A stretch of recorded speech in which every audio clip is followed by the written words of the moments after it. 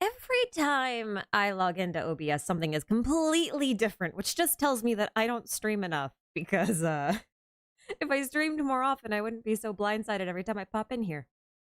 Anyway, hi! How is everybody? I'm waiting for everything to kind of catch up with me. Wait. There we go. That's better. Hi, hello. It's been a while.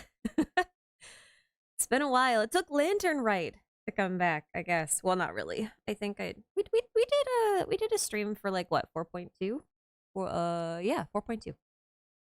We just didn't do one for 4.3 because 4.3 didn't really have anything in it that was interesting. As far as a live stream goes, I won't say it's like a bad patch. It's just 4.3 was kind of a filler patch.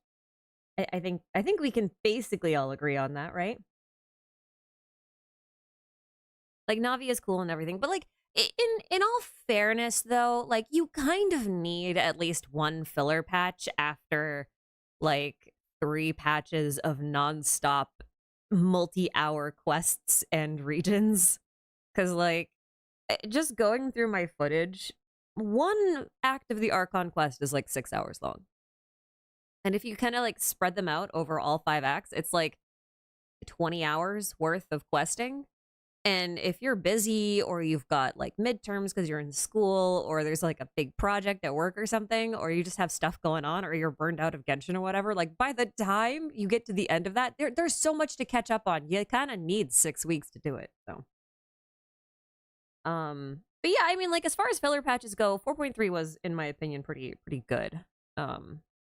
There's some interesting thematic commentary that kind of takes place, but yeah.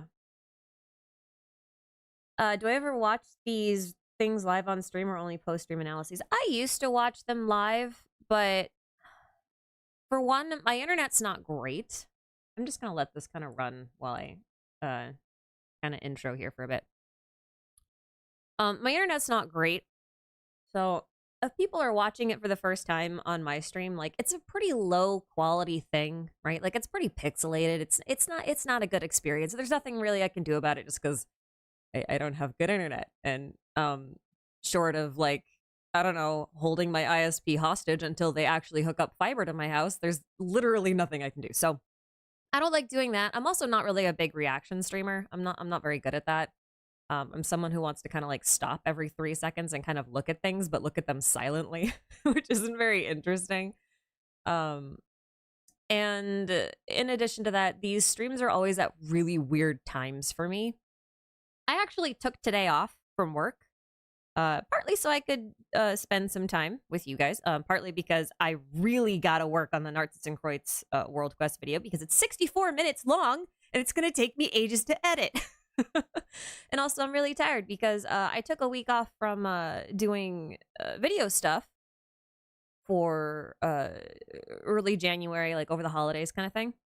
But I still had to do like my regular job, so I haven't actually really had a vacation, so I'm just taking a couple days off here and there. So yeah, but like yeah, it's a whole mess of things. I usually just like to kind of go over stuff afterwards. It gives me a chance to look at things, which I like. But yeah. But yeah, so I was actually kind of excited. I don't think we've had a new region come with Lantern Rite before, have we? I can't remember. When was the Chasm released? I don't remember. Was Dragonspine released around Lantern Rite? No, it couldn't have been. That was one. I can't remember. It was years ago at this point. Holy heck. 2.6. Oh, was it? Oh, I guess it was. Enka was with the... Okay. Chasm was with Iridori. Yeah, I have a horrible memory for time. First time a Liyue area has been released with it. Okay, that makes more sense. Well, either way, I'm pretty stoked about this because we've been listening about Chenyu Vale for forever. And we get to finally go, and it seems to be like a realm of the adepti, which is also really cool.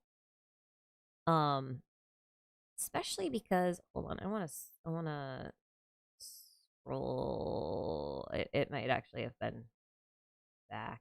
Hold on. Let me go find the thing.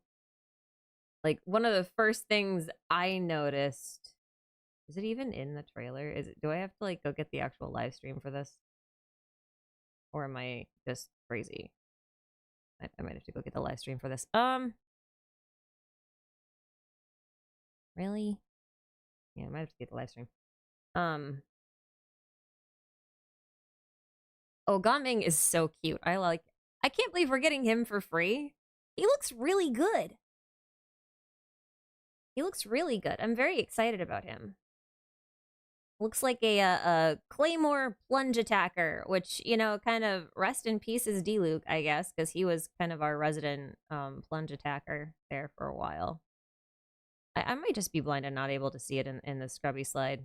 Actually, that could be. What the heck is the lantern? There it is. Somewhere in here. Somewhere in here-ish. I want a better shot of it than the one I saw in the little thumbnail, but hey, whatever. We'll find it. We'll find it. Come on. Show me things! It won't show me things. No, this'll work. So this is the lantern this year. I'll find a better one later. But this is Mogus. He's the lantern this year, which is really cool because we're kind of going to the realm of the adepti, and I'm wondering if we're also going to get some Yaksha lore. Yeah, the big stage. I was looking for the big stage. Oh, is that at the beginning of the trailer? Am I just seriously blind? That could be totally a thing. I am often known for being quite blind with these sorts of things. Oh yeah, there you're right. You're right. It's not the best. There he is. There he is. Thank you for that. That was helpful. Yeah, but that's totally Mogus. You can even see him with his monkey tail, which is neato. I just think that's a really interesting choice, considering he got mentioned also last year as being the one who designed Zhongli's outfit. And now this year he's getting honored straight up. The monkey man himself. So that's cool. Mogus is Capitano confirmed. Yay! We're gonna get Capitano lore! No, we're not. We're not. Please don't take that seriously. As cool as I feel like that would be, I don't think it's gonna happen. Mostly because, like, I guess this is a really stupid thing to hold up about, but, like, I think he's been mentioned, like, Capitano's been mentioned as being, like, completely mortal, which I don't think applies to the adepti. But also, he's been said to have blue eyes, and I will be very surprised if Mogus ever had blue eyes. I would assume they would have been gold or brown or black. But it would be hilarious. You're totally right. Thought it might be Zhongli or Azhdaha because Year of the Dragon. Yeah, that is 100% Mogus, though, because, like, this tablet... Actually, hold up. Let's, I guess I could actually, like, search for it, but, like, we're on the YouTube channel. We may as well just... This one. If I haven't gone through this a million times. So, you see what he's holding right here? Mogus over here? You can see that he's holding this little, stone tablet, even with the little chip in the side. And then if we swap back over, you can see he's holding the stone tablet with the little chip in the bottom. So, like, it's definitely Mogus. It's not Azhdaha or Zhongli. But I think this is really cool. I hope we're gonna get more Yaksha lore. I think it's very interesting too that you know, Lantern Rite has been always centered around Xiao, at least in the first year or two. And then we got the whole Perilous Trail quest with Bosacius. And now we're kind of getting a Lantern Rite where we're getting teased more Mogus stuff. And then he also got teased last year. And I wonder if that's going to, like, continue to be a thing where they just, like, continuously tease the Yaksha stuff to us every year just a little bit. So maybe we'll finally get to you know, the girls, because we haven't talked about them at all. That would be great. What if that's why they don't see Menogias's eyes? They're blue. I mean, that would be kind of funny. Like, okay, it would be hilarious to me if Capitano ends up being Menogias, but like, there's like a 1% chance. It's like very low. It's a 99% chance Capitano is someone else completely, but it would be so funny. It'd be really funny. I also think it would be good if they did that, if only because like otherwise there's no Harbinger from Liyue unless I'm right about Pentalone being from Pentalone. I still don't know which one it is. If the Pants Man is from Chenyu Vale, which I kind of feel like he might be. Yeah. Otherwise, there's no Harbinger from Liyue, which is kind of, I don't know. Pants Man. I mean, I guess, okay, so to be fair, we are still missing a Harbinger. We're missing number 10. And I have my own ideas about who number 10 is, some of which you guys are familiar with. A couple of them I haven't talked about, because I have far less evidence for it. But actually, I want to talk about this thing here in a second. This thing is interesting. I do want to talk about it. I lost my train of thought. Oh, right. So like it is possible that 10 could be from Liyue, but I don't. I wonder if part of the reason why there isn't one from Liyue has to do with how they're using Liyue to kind of like teach people about Chinese culture and spread the information about Chinese culture around the world. That's one thing that Hoyo gets a lot of praise for in China. For doing is promoting and spreading knowledge about Chinese culture, which is something that they hold in very high esteem. So I do wonder if that might be part of it. Hard to speculate, but 10 being secretly Varka would be really weird because he says he's like the only one who could go toe to toe with Capitano. Capitano looks like he's going to be number 1. So like 1 versus 10 is weird if you compare them like in terms of strength, if Harbingers are ranked by strength, if Child is anything to go by, but I also think Child is completely unreliable. So take that as you will. It is very weird how the 10th isn't mentioned at all though. Yeah, 100%.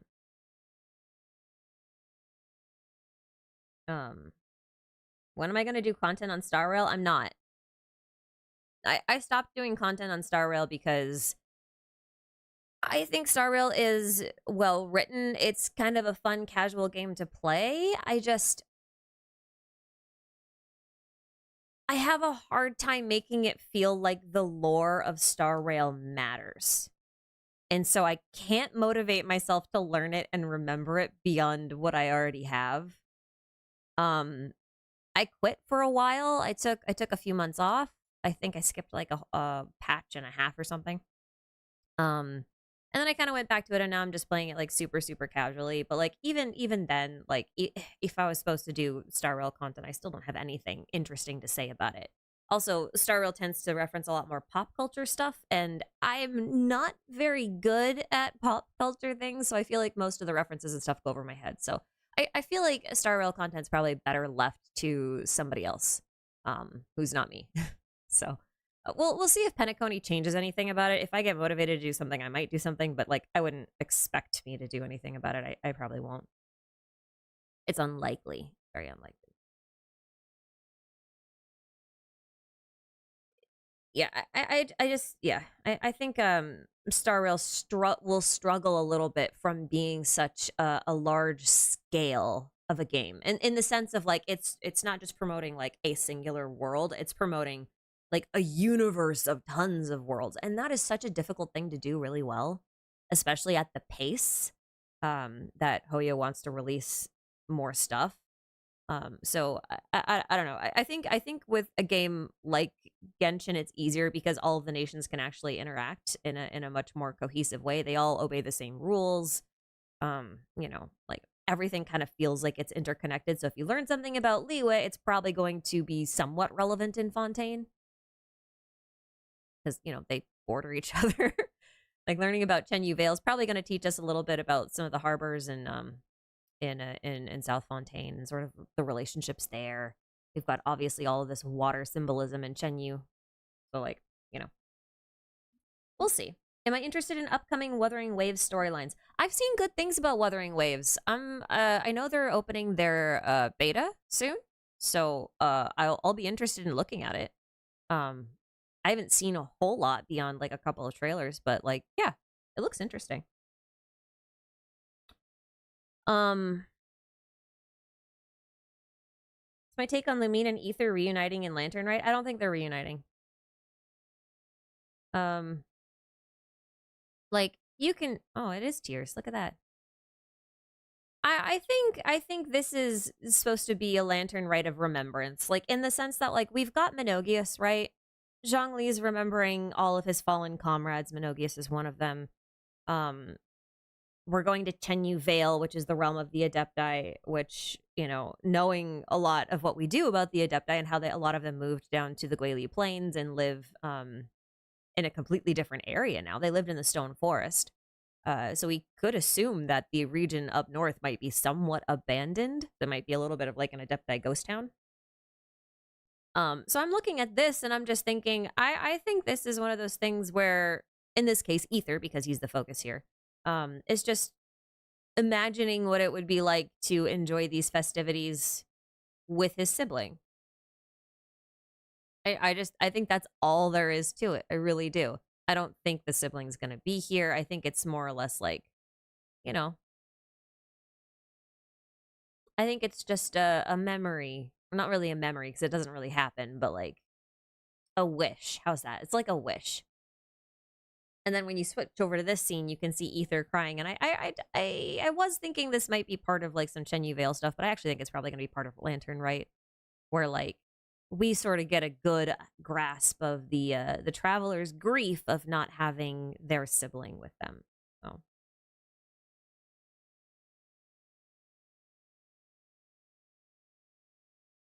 Did he look shocked when they saw the sibling with them? I don't think they did.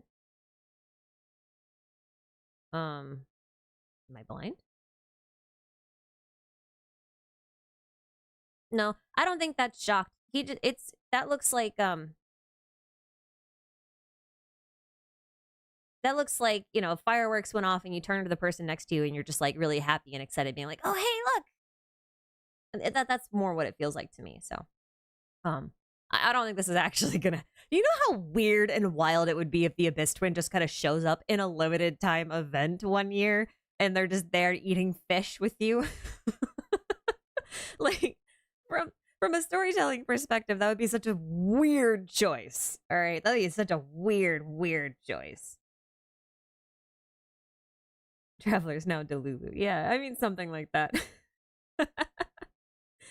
It could happen, but like I feel like it's so unlikely. Especially because you only get to see this scene here and they don't touch. And I feel like that's kind of the thing about dream spaces, is like everything's sort of a reality until you like try to put some sort of tactile something tactile to it, and then the dream kind of falls apart, right? Like if you reach out for someone as they're walking away from you, if you try to touch them, they'll vanish, right? Like, you know, you remember A's trailer, or her teaser rather, where she like reaches out for Makoto, but then Makoto just kind of fades into a bunch of different motes of light. It's like that. So. Do I like the new skins? I actually do like. I'm kind of, how do I put this? I like the new skins to a degree. I feel like Ganyu's is a little bit boring because I feel like it's too similar to her original one.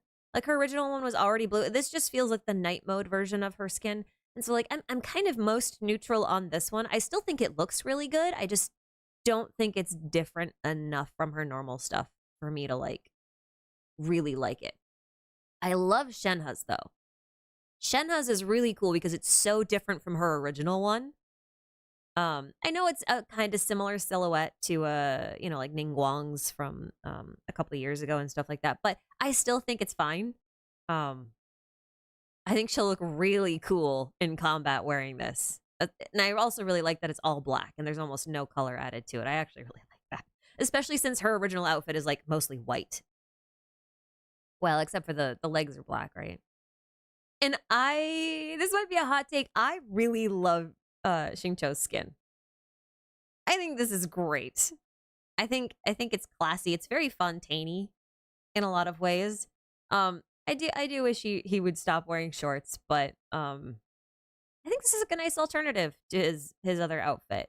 It's not super different, but it is a bit more detailed. I like the flower. I like his sleeves. I like that those are a little bit different. And I like that they kind of changed his hair a little bit. And it actually does look different enough so that his haircut doesn't look super janky. Which may just be the artwork here. We'll see. But I like it. I'm glad it's free. That's the one I was interested in. I'm also interested in free gumming. That's going to be cool. Because I haven't decided if I'm pulling for Cloud Retainer. Oh my goodness! Cruz, thank you so much for the super chat. That was extremely generous of you. Wow. I think you're right about it being a made-up scenario in his head, but imagine if we had a temporary truce with them and had a lore-heavy reunion, because you know Genshin loves to drop crazy lore during limited-time events. Yeah, I mean, that's true. I feel like they've done it less and less as time's gone on, though. You know? I'm just gonna, like, let this kind of play in the background while we do this. I feel like they've done the huge lore drops in limited-time events less. Over time. There's a few things here and there, but like I feel like the focus of the events has really shifted. Like if you look at the first few, from like the first year and a half ish, I think, if I remember correctly. Like we have Unreconciled Stars, obviously. Probably my favorite event for lore. But we also have Shadows Amidst Snowstorms, which was also pretty big because I don't think we've actually gotten the information presented in that quest anywhere else in game yet. I'm pretty sure like that has not been mentioned. But if I think about other quests, most of them do have a lot of lore in them, and a lot of it is like foreshadowing lore, but that's kind of the point, right? Like it's foreshadowing lore for like a patch or two ahead. So you can kind of look at like Bottleland and you get an idea of what's going to come in Fontaine, right? Whereas the stuff from Unreconciled Stars didn't really come into fruition until we got to Sumeru, like 2 years later. And Shadows Amidst Snowstorms was ages ago, and we still have nothing on it, you know? So, I feel like they've really switched it up. I do think, though, how do I put this in the least spoilery way possible? Okay, after going through the Nartzenkreuz quest line, I do think a truce with the Abyss Order is not only possible, but likely. And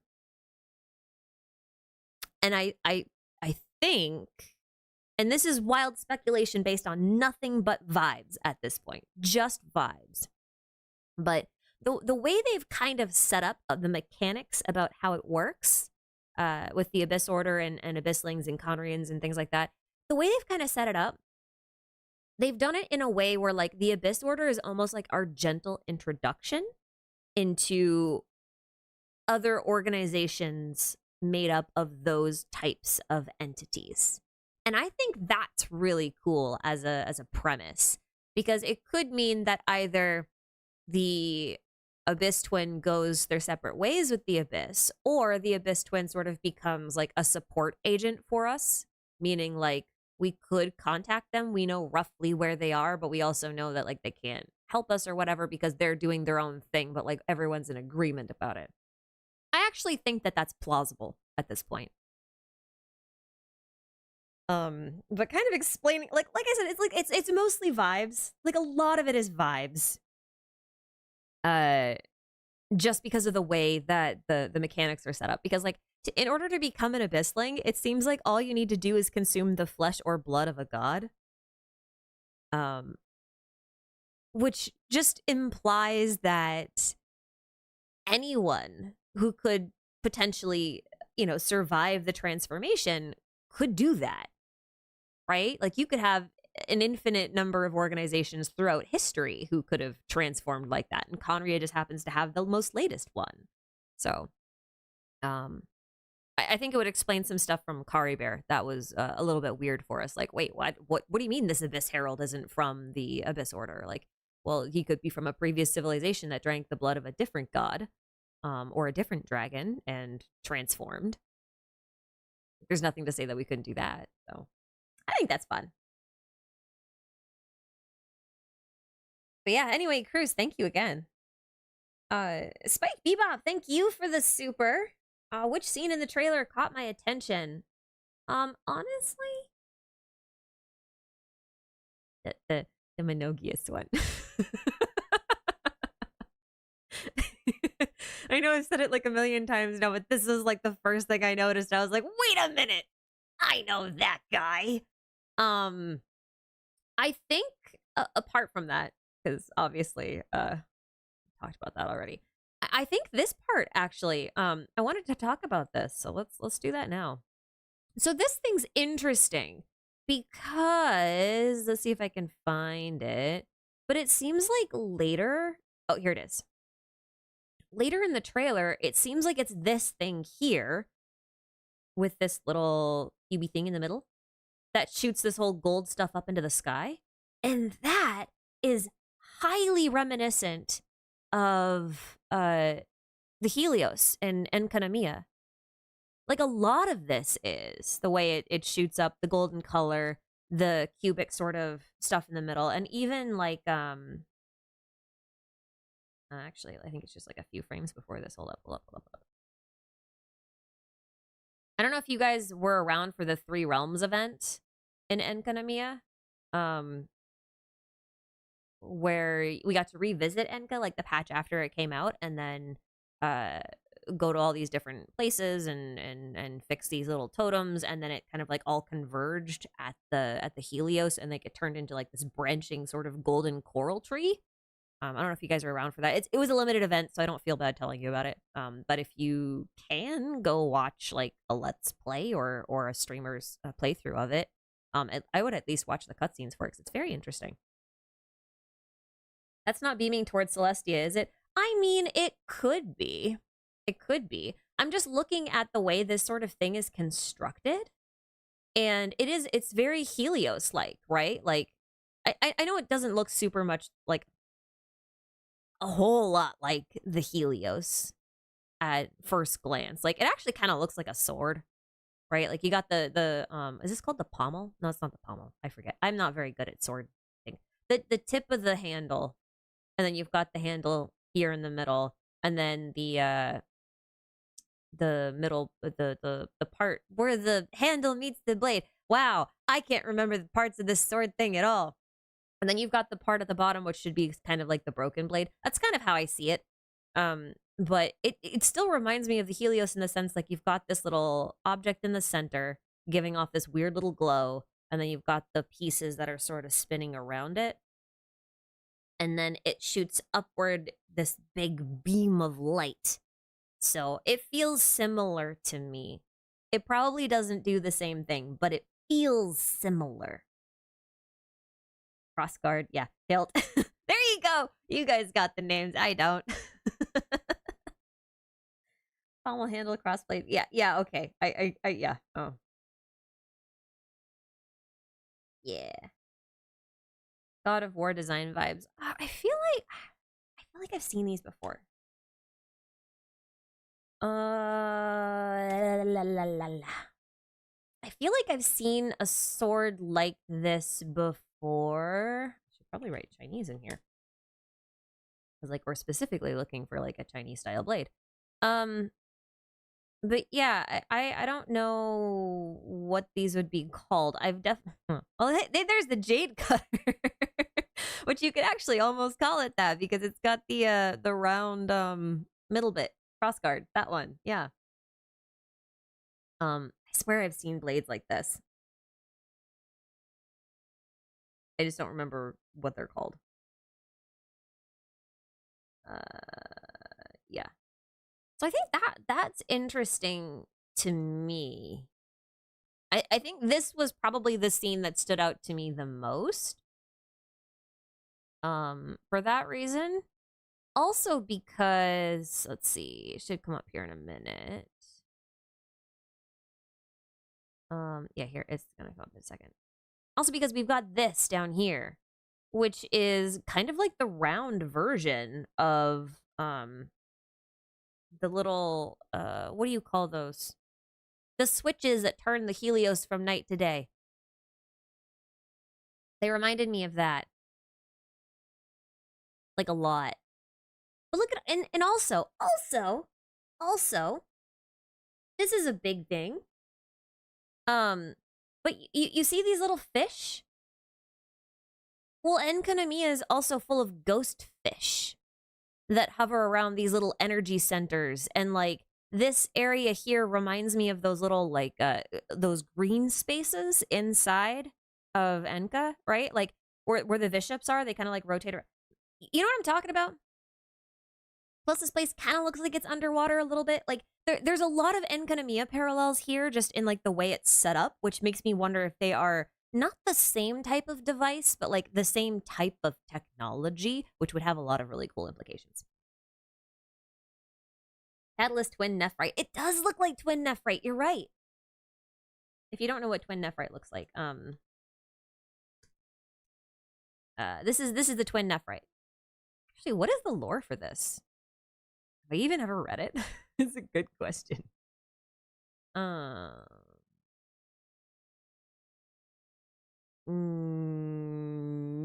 interesting lore. Okay, cool. Love it. Love that. Still though, I think I do think it does look like that. You're totally right. Totally right.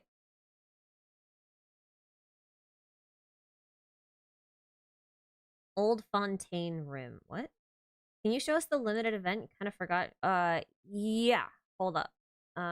Let's see.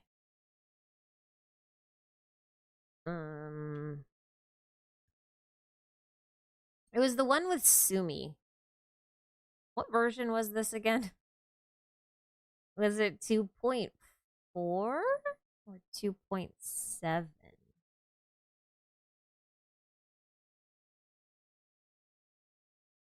I don't remember. Hold on. Yeah, this one.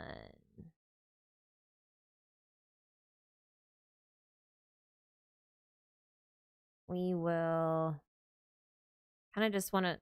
This is one of the reasons why Enjo also became kind of even more popular than he was, because he also made an appearance here again, which was really cool. 2.5. But yeah, okay. I love how all of you know that. I love how all of you know that. But there is something really specific that I wanted to. It's towards the end. Yep.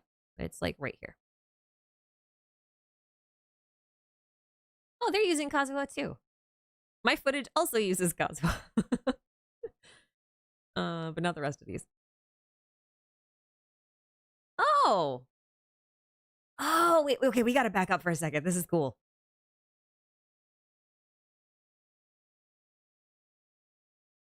Yeah, so this was the gateway offering stuff. And this is why, right here, this is why I was like, hey, that's kind of similar to what that little jade thing was doing. Because of this. I did not realize,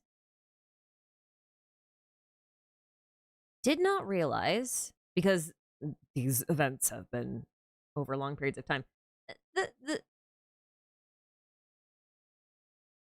are Deshret symbols here. There are Deshret symbols here. Mostly this thing, actually. This thing. The Deshret symbols return.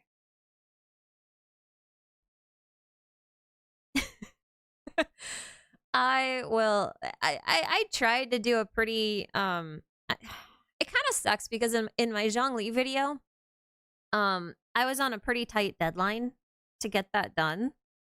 And I did not get a chance to do as deep of a dive into the quincunx as I wanted to, because there were so many examples that I missed that I found later, because they're just scattered everywhere and there's almost no rhyme or reason for them to be wherever they are. And like, then you just find things like this and you're like, wait a minute.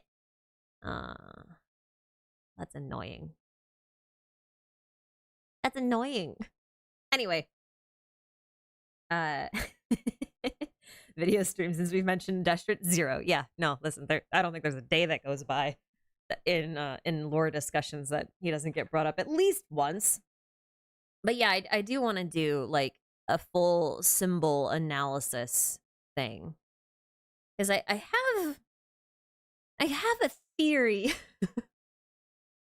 I have a theory, which is kind of like, I've dubbed it origami theory. Because like, you know how, here.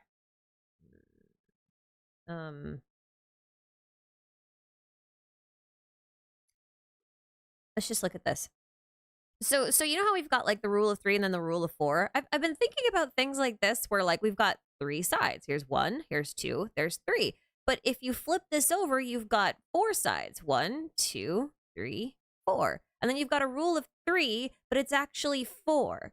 And I kept thinking about like how Deshret is so triangular. And then you've got like the squares and the 4-sided stars all over the place and symbols and knots and stuff. But then you've also got the 3-sided ones. And I'm just like, well, if they're all part of the same thing, then you're just left with a triangle. And then here's some Star Rail lore for you. That kind of reminded me of light cones. Just because they're somewhat triangular, and I know they're circular because they're cones, are not pyramids, but like, you know, it's a similar kind of thing, right? Like this is also sort of an hourglass symbol. It talks about like planes of existences and perception and whatnot, and like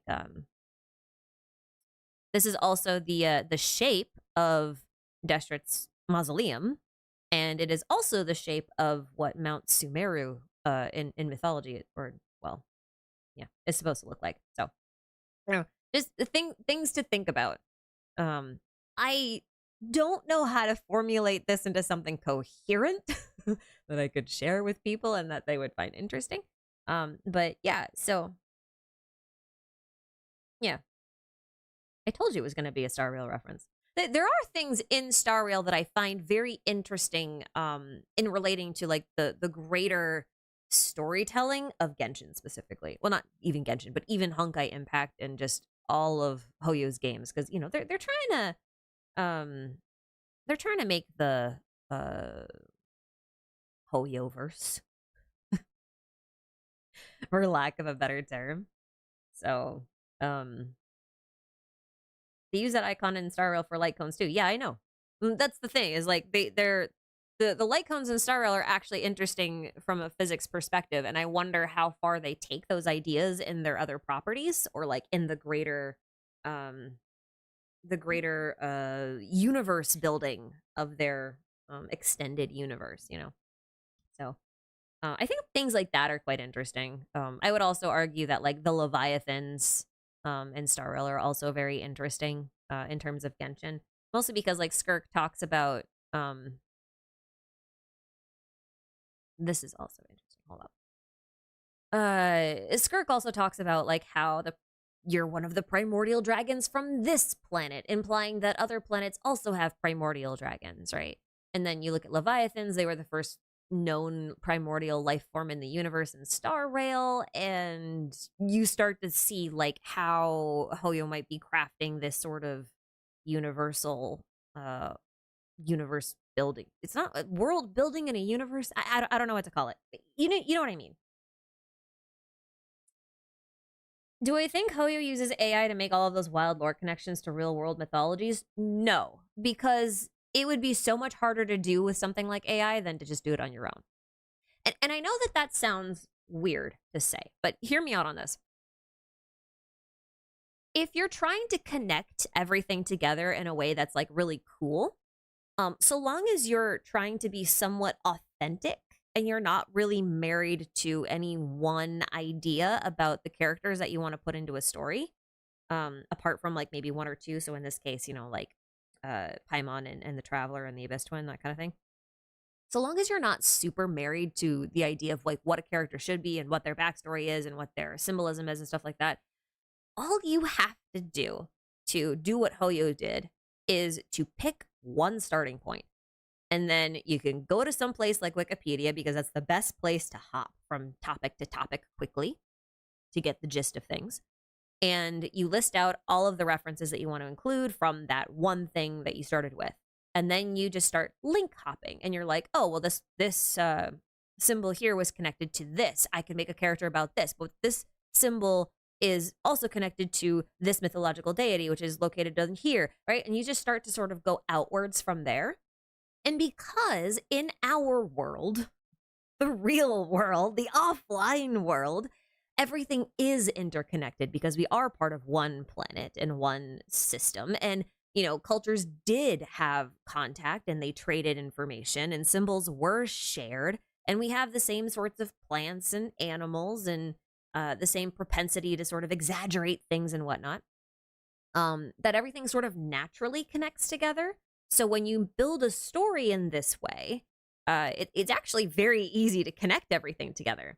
The challenge comes from making it make sense within a new narrative. And that is something that, frankly, is impossible to do coherently with an AI, or at least what we have currently as an AI. But what I would argue will never be possible as an AI, because this AI stuff isn't actually intelligent, and this is one of the largest pet peeves I have about this whole movement. I just, yeah, that's a rant for another time. But like, it's not feasibly possible. It's for the fundamental principle that AI does not understand things. It can give the impression that it looks like it thinks it might understand things, and I can't even use the word thinks, because like it doesn't actually think. But like we don't have other words to describe these sorts of processes. But it can give the impression that it is confident in these sorts of things, in its understanding, but it doesn't actually have the capacity to understand something. And you can draw this conclusion based on the fact that it requires massive data sets in order to do anything. Because if you understand something, your data set can actually be very, very, very small, because you just need an explanation of something, or you just need a small model of something. For example, if I was handed an apple, one apple, and I just looked at that one apple from every angle, and I'm just like, okay, I took it apart, I ate it. Like, there's a lot of stuff that I could get from that one apple, right? But I wouldn't need to see thousands of apples in thousands of different lighting situations in order to understand what that apple would look like in those situations, or what it would look like in a different art style, or in 3D, or what it would be like if that apple fell on the ground. Like, what would it splatter? Would it bounce? Would it bruise? Like, I don't need a data set to do that, because I understand how an apple works and I understand how the world around me works. And AI cannot actually understand that the way that they exist currently today. So for that reason, I think it's very difficult to suggest that an AI can craft a story that is coherent in this way. Does that make sense? It actually needs understanding, which it just doesn't have. It can just give the impression that it understands, because all it's doing is taking a lot of data from a lot of people and sort of averaging it together in the most statistically likely combination possible, which is not the same thing. But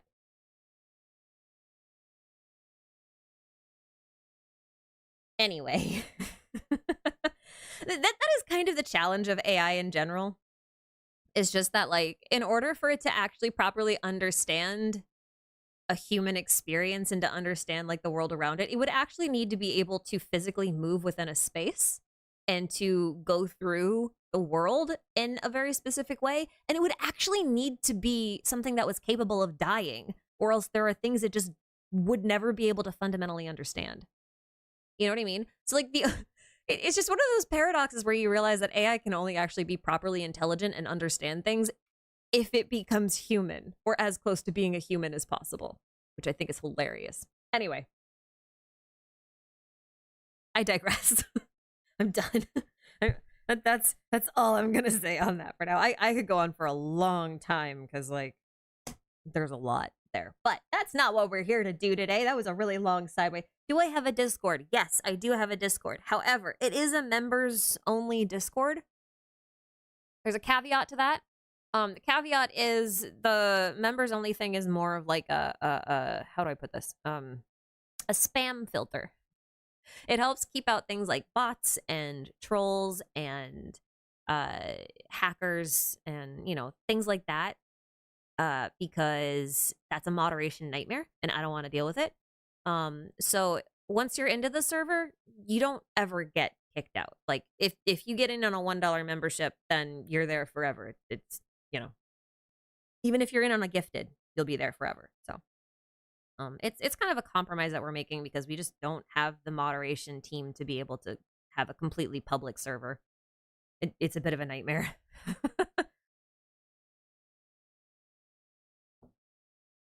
But yeah.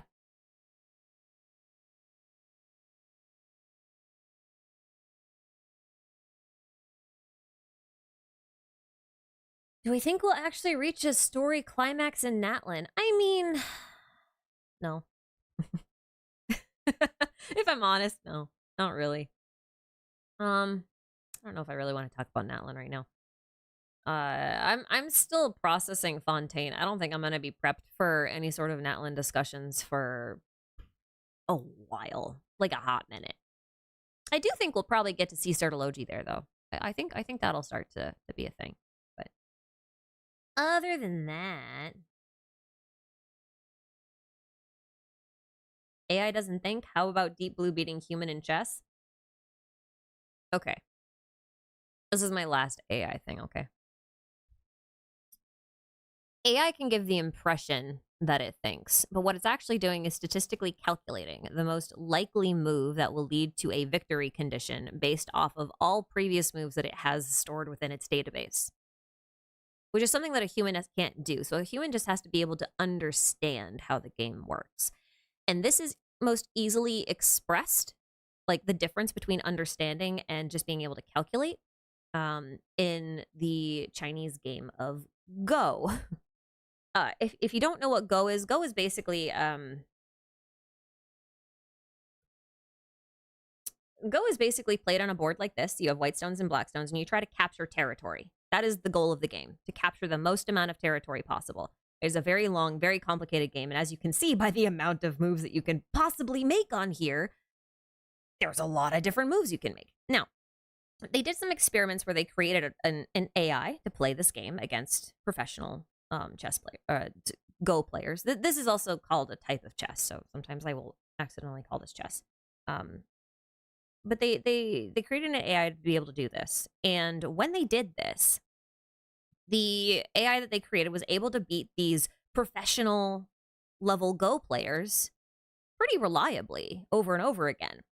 But what they found is if they put a complete novice in front of the AI would lose 9 times out of 10 to really cheap strategies, because the AI couldn't understand that the goal of the game was to capture territory. It was only calculating the best moves based on what the quote-unquote victory condition was of the winning games that were in its database.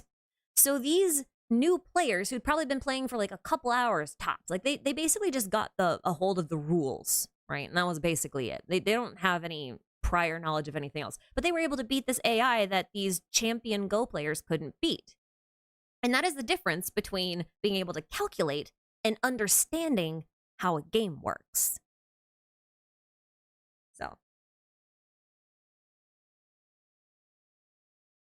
now, to be clear, I don't actually have a vendetta against AI. I think in narrow applications, it's actually quite good. And frankly, what we call AI these days is just complex machine learning and algorithms that we've had for forever. So what I actually take the most issue with is calling it AI at all, because that's not what it is. It's just a marketing rebranding kind of thing. It's kind of dumb. But that's my opinion on the whole thing. Anyway, have I tried Akinator? The way those things work is the same way 20 questions works. It's not hard. How do I think Teyvat looks from an outside view? What I mean is, how would you look at it from an outside view? Would it just be a planet, a single island with a dome, or would it contain like Asgard? Or I think it's a planet. Like I think it's a pretty simple planet.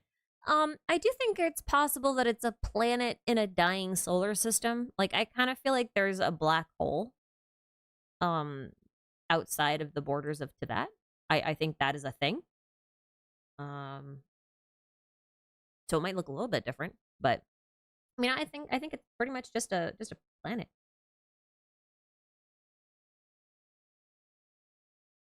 AGI I don't think is actually possible.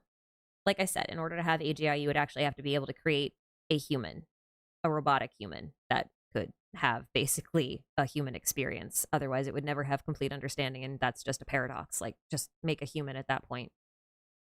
Like, use it for what it's good for. Don't try to make it something it's not. Anyway, that's the last of the AI stuff. I'm not going to answer any other stuff on there, because it's not really what I'm here for. What do I think the next Dane quest will be? Or when, sorry. And do I think Kaeya will be in it? I think he was shown very little in Kari Bear, but at the same time, he had been appearing more often in events. Yeah, so, if you guys are interested in Kaeya, I highly recommend you watch, oh dear. I can't find it.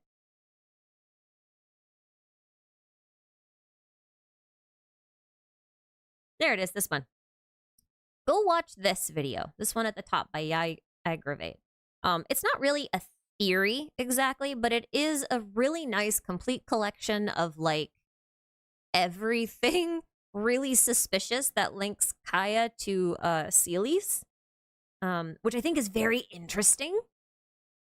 So if you're really interested in Kaeya, and you're curious if he's going to show up in future events and stuff, I think if you watch this video, that's basically going to be all the convincing you'll need. Again, there's no real theory in here, but it's just like a video full of brain rot connections, and it's really good, and I'm going to promote it a lot. So yeah, go watch that one. That's what you should do. Yeah, I do think he'll show up. I do think he'll show up. I think it's I want to talk about this though, because like this is what I was here for. I think he'll show up. I think he'll show up with Dane, but like I don't know that he'll show up yet. Like in the next quest, I kind of feel like there needs to be at least another story beat before Kaeya starts to become relevant. But what I will say is that I have no doubt that Kaeya will be plot relevant, which I know is kind of a bold claim when you think about like, oh, Lisa's gonna take us to Sumeru because she went to the academia there, or I don't know, Amber's gonna take us to some place in Liyue because that's where her grandfather's from. We have a lot of theories like that whenever new regions and stuff come out. Just because, you know, we want the starting cast to be relevant and whatnot. But I think out of all of them, Kaeya will be the one who is most relevant.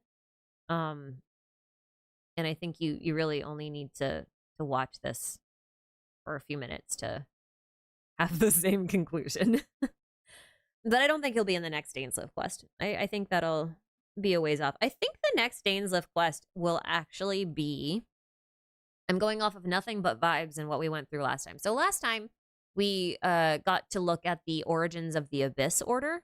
And the time before that, we were in the Chasm, which was also dealing with the Abyss Order, but more about like what happened to the Conrians, how they turned into Hilichurls, what happens to Hilichurls, like their life cycle, and then more about the curse itself. So we kind of went from introduction to curse to how the Abyss Order was founded, which is directly connected to Kaeya. And now I think we're actually going to start looking more into the Loom of Fate stuff. And I say that because we've got a lot of mentions of things like Fortuna, which isn't the same thing as the Loom of Fate, as far as we know. But I think it might be like focusing on a similar idea of challenging fate. So I think we're going to see more in terms of that. And I think we might even get some Daneslith lore, like about him specifically. Because we don't actually know a lot about him, other than he was just a royal guard. That's kind of what we know. We know like a couple of little tiny things about him, but that's kind of it. But yeah. So I'm gonna put a pause there because that's all future stuff, and we're still going to Chenyu Vale, and I promised I would look at this trailer a little bit more, and as I'm going through the actual live stream and not the actual trailer. But one important thing to note is that if you haven't done Baiju's quest, I would do Baiju's quest because Chenyu Vale is the place where Changsheng is from. And they do mention, I think it's in the trailer, a white snake and a koi adeptus. So, adepti in this case. So, getting a little bit of information on Changsheng and where she's from and her story and stuff like that would be probably pretty helpful going in here. The quest isn't long. It's actually really good. There's some dead god lore in there, which is fun. So if you don't like Baiju, then, you know. Is Changsheng an adeptus? Yes, she is. Well, at least as far as we know. She seems to be the same kind of being, I think. I think she just made a contract with Baiju. Well, there is a mention of a white snake, and they're both called adepti. So I'm assuming that she is an adeptus or was an adeptus, and she might be like in a Guoba style situation where she's like contracted to a human. That's kind of the impression that I get. But you see these koi fish everywhere. Hold on, I'm gonna let it. You see the koi just kind of like being ornaments on this little pagoda. So Madam Ping, I don't know if you guys know this, but Madam Ping is actually a koi base adeptus, and Zhang Li seems to have this propensity to take in strays, or rather just people who don't have a home to go to anymore. So Ping, I think, was part of the Guili Assembly. I don't think that's ever actually confirmed, but like she should be, right? Because she was friends with Guizhong. I guess that does confirm it right there that she was friends with Guizhong. I just don't think we ever see her mentioned outside of that one Lantern Rite quest. I can't remember. I'll have to look it up. But if you read the Echoes of an Offering artifact set, you'll notice that like there's also mention of a fish adeptus in there as well, who I was thinking was Ping, but it's actually possible because I don't think this whole region is about Ping, or else I feel like Ping would be the one who is playable here and not Cloud Retainer. But yeah. Where was I going with that? Oh, I was trying to make the point that there may be a lot of different fish-based adeptuses, adepti, that one, plural. I'm good with plurals. But the one thing, the one thing I think is interesting. Hold on. I'm probably not going to be able to find. Oh, there we go. Well, is this it? Yeah, this will work. Oh, wait. No, there's one like right there. Yay. I think it's interesting to point out the similarities between Chenyu Vale and Enkanomiya specifically, because the gateways to open Enkanomiya also use these koi fish, which I think is also just supposed to be a reference to Kokomi being a sleeping dragon, aka the koi fish who hasn't jumped over Dragon's Gate yet. But I think it's still cool, the connections there, and also another reason why I'm looking at the little jade thingy, sword thingy, and comparing it to Helios. But anyway, been thinking about that.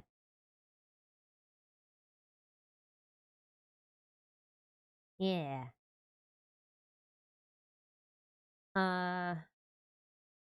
Allison, thanks for the super. Apologies for Natlan, but did you see there was a Reddit thread a bit back mentioning Murata might have been a translation error? It opens some doors. I mean, yeah, I did. There's been a few things like that. I don't know that it was actually a translation error. I think it was just that the clan Vanessa was from was called the Muratans, but that doesn't necessarily mean that the Archon's name was Murata. I thought it was just a misunderstanding, not necessarily a mistranslation, but I could be wrong. I think most people just call it like the Archon Murata just because they're all expecting her to be Himiko. Like a variant of Himiko from Honkai Impact and also Honkai Star Rail. Which I think is still a reasonable assumption based on Hoyo's history and everything. So, as far as I'm concerned at this point, it's more like a code name than an actual name. We'll see. It's Mu Natlan. Yeah, also, I don't like the continent of Mu. There are a few things I just don't like, and let me give you a little context for this. So, if I remember correctly, the lost continent of Mu is also based on the lost continent of Lemuria, which was a hypothetical continent pitched by an anthropologist, 60 years ago, 70 years ago, or something like that? Maybe it was a little before then. I forget. In the 1960s? I can't remember.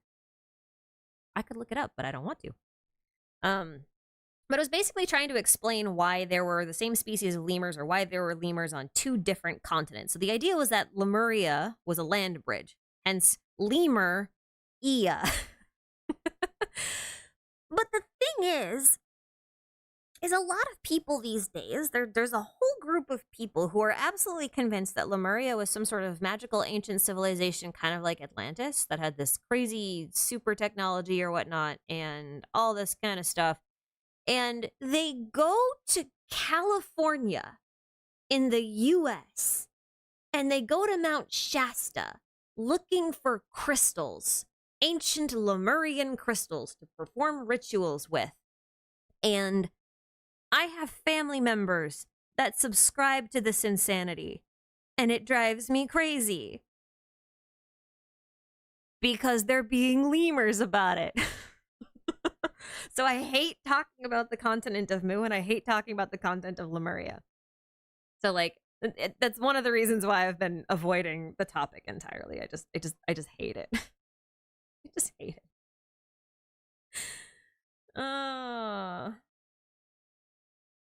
Like an esoteric grift. I mean, that's basically what it is. Okay, I gotta show you. This is so stupid. This is a stupid thing.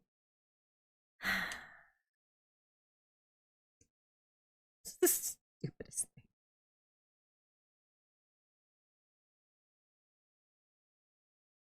I like to highlight things, so you'll often see me do a find when I don't need to find things. Yeah. Oh, it was the 1880s, my bad. Not the 19. Okay, it's fine. Anyway. Yeah. Fun stuff. It's this ridiculousness. I just like Mount Shasta and are speculated in local legends to be lenticular clouds hiding Lemurian motherships visiting the hidden city of Telos. Yeah, right. Okay. Yep. I legitimately know way too many people who believe this is a real thing. So you will have to forgive me if I get like really riled up about the topic, because I just can't. I can't. I absolutely can't handle this. Sorry. Anyway, that is not a dig at Natlan, by the way. I'm actually very excited for Natlan, because of all of the other things that it is excited for, but like that one translation in particular, I want to pretend it doesn't exist. Like, I want to pretend many other things don't exist in an artisan quest, like theosophy mentions for reasons, but we don't really talk about that. There's a lot of the problem. Okay, remember how I was talking about how this world building thing works with Hoyo? Like, you can kind of like pick one place to start, and then you just kind of link hop to build your world, and it kind of like naturally interconnects everything. Well, the only real problem with doing things like that is you tend to like incorporate a lot of really weird things that happened in history that by our standards in many places in the world are very controversial or uncomfortable and things like that. And it can make for really nice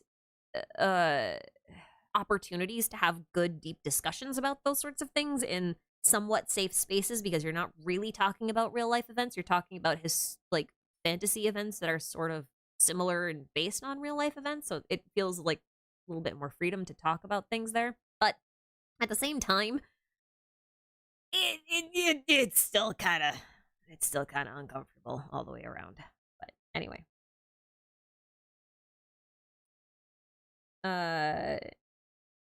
but the idea of Natlan being a lost continent of sorts is very interesting to me. I do like the idea of also having it be a very dragon centric nation. I think that would be amazing. I have a wild theory about a missing dragon that is also like a co-authored theory by like two other people, so I'm not gonna go into it here, but like I really wanna talk about it at some point. So maybe we'll do that the closer we get to Natlan. As we get to the end of Fontaine, we'll probably do that. But my prediction on the interlude of Fontaine, I don't. That's too far out. That's too far out for me. If I go too far out and there's like really nothing to work on beyond like, hey, Natlan is a nation of war and there's lots of different tribes with dragons that are fighting each other, like that's not a whole lot to go on. Like you need something else, you know? So I don't really like to speculate at this point, because I feel like it would just be a wish list. I have seen some people suggest that Natlan's probably based off of one of Hoyo's previous games called like The Legend of Saha and stuff. I think that was one of Hoyo's previous games. Well, now I can't remember. It doesn't matter. You can look it up if you want to. I think there's some interesting stuff to be had there. But I'm just really not the person to ask about Natlan right now, because I'm still steeped in Fontaine, and I will be until I release the final Fontaine timeline video, and then I'll be free. And then I'll be free to move on to other things. I just prefer to learn about stuff sort of like in batches. So yeah, ask me after the Narts and Croix video comes out. I'll feel better. I'll feel better at that point.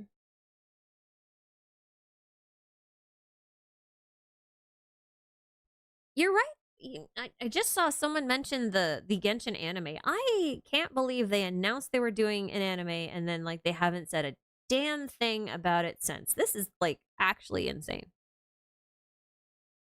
I don't even know if they'll do it at this point. We'll see. Chenyu Vale and the bosses? You mean like the lion? The lion thingy? The lion dude, little dude. Where'd he go? Where's the lion dude? Dude, thanks for the super. Do you think all the teasing about Fontaine being very polluted was a misdirection, or do you think that there will still be relevant in the future? It's actually relevant for the past. So a lot of the stuff in Fontaine... I'm sorry, this is not the Chenyu Vale stuff. We'll come back to this in a second. A lot of the stuff that we... Well, I say we. I'm going to say I, because I made videos specifically on this, and I actually don't have any idea how much anyone else was pushing the ideas beforehand. So I'm only going to speak for myself here. Going into Fontaine, the reason why I was saying a lot of stuff about the pollution was obviously because we were getting a lot of stuff about the pollution. And we were also being told things about economic disparity and things like that. and they didn't end up being focuses of the Archon quest. But if you kind of look at Fontaine in general, they are still the focuses of Fontaine. A lot of the pollution that was happened like 400 years ago. Like, if you go through the Narcissus and Croix quest, you'll realize that one of the reasons why Renee and Jacob needed Lyris for all of their stuff was because she was one of the few uncorrupted Oceanids left. Basically, all of the mud from the Conrian Cataclysm sort of spread out into the ocean and then mutated all of the Eidolons and Oceanids that were in Fontaine. So they were all kind of like completely unusable for their purposes. So that was a real thing. Like, the poison of Elenus was a real thing. It's just a lot of it's been dispersed by now. But the pollution is also still relevant because if you did the Fontaine Research Institute quests, you'd know that the Archeum, like the radiation in that zone, is also considered a type of pollution. And that entire quest line is basically about that. How the reporter is being like, well, you don't know the effects of all of this stuff on the region. Like, how dangerous is it to get close to this? And blah, blah, blah. So, like, they did go into it. It's just not the focus of the Archon quest. And the same can be said for the economic disparity between the court of Fontaine and Fleuve Cendres and even Poisson at this point. Like, there's a pretty big difference, right? Like, there's still an overcity and an undercity, for lack of a better term. So like, that is still there. It's just not the focus of the Archon quest, so I think it gets glossed over. But it is still there. It's still a focus. And I don't think it was a misdirection. I think it is still part of Fontaine's world building. It's just, again, not about the Archon quest. So I think that's kind of the difference. The Oceanids leaving? Yeah, the Oceanids left for a lot of reasons. Like, some of them left because the area in Fontaine was too polluted because of all the Cataclysm water. So they went to find the purest water sources they could, and that's why you have Rodea in Liyue, and you've got Idia in a bottle, and why you have Calaroe in Springvale. Like, that's why they're like that. Anyway,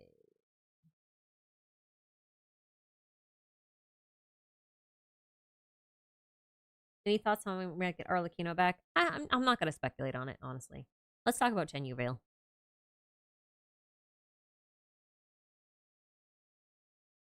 Do I think other adepti will be playable in the future? Yeah, I mean, I would assume that Ping, at the very least, will be playable.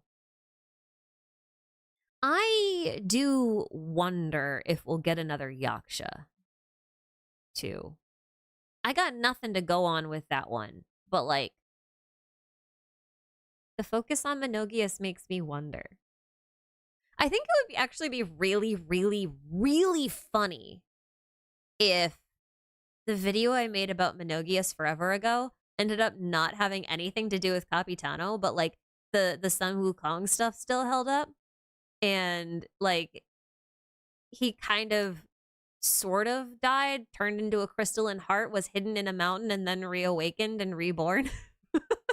I think that would be hilarious if that ended up being true.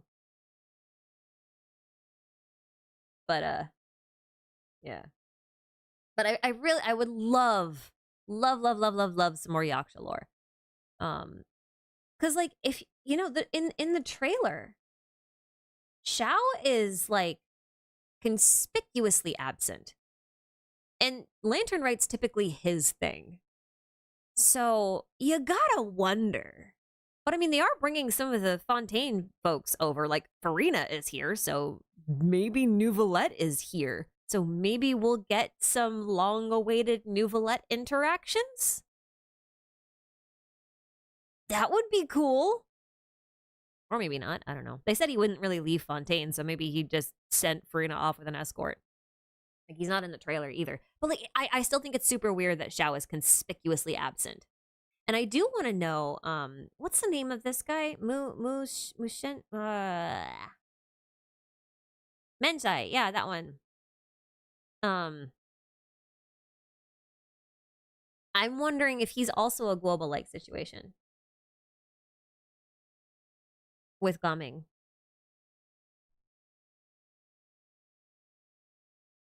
Thinks Nouvelette can't leave Fontaine. Yeah, I don't think he can leave Fontaine either. It just seems weird to me that he let Furina travel on her own, but I mean, maybe he would. I don't know. Okay. This is a pet peeve of mine. Not a pet peeve. Just this is really bugging me. Does anyone remember a shonen anime or manga protagonist that has Gaming's hair? Because I swear to God, I have seen his exact hairstyle, even with the zigzag headband and everything. I know I've seen it somewhere, and I cannot, for the life of me, figure out where. It's not Bakugan. It's not Bakugan. I remember it as having a art style far more like Air Gears, but I can't remember the name of it. And it's really bothering me. If anyone thinks of it or finds it, let me know. But it's not Bakugan.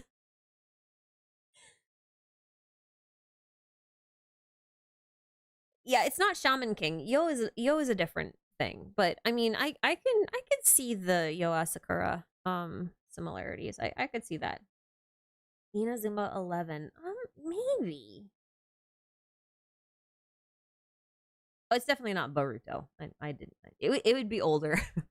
it would be an older manga or anime. I'm definitely not up to speed on some of the newer, more popular stuff. So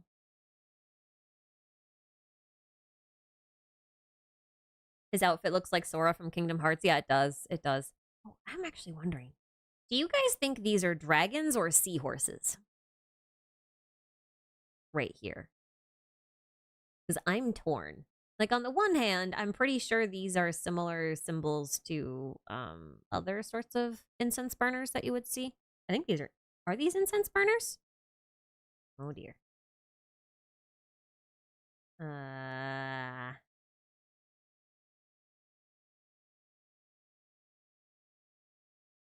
think that's what these are, right?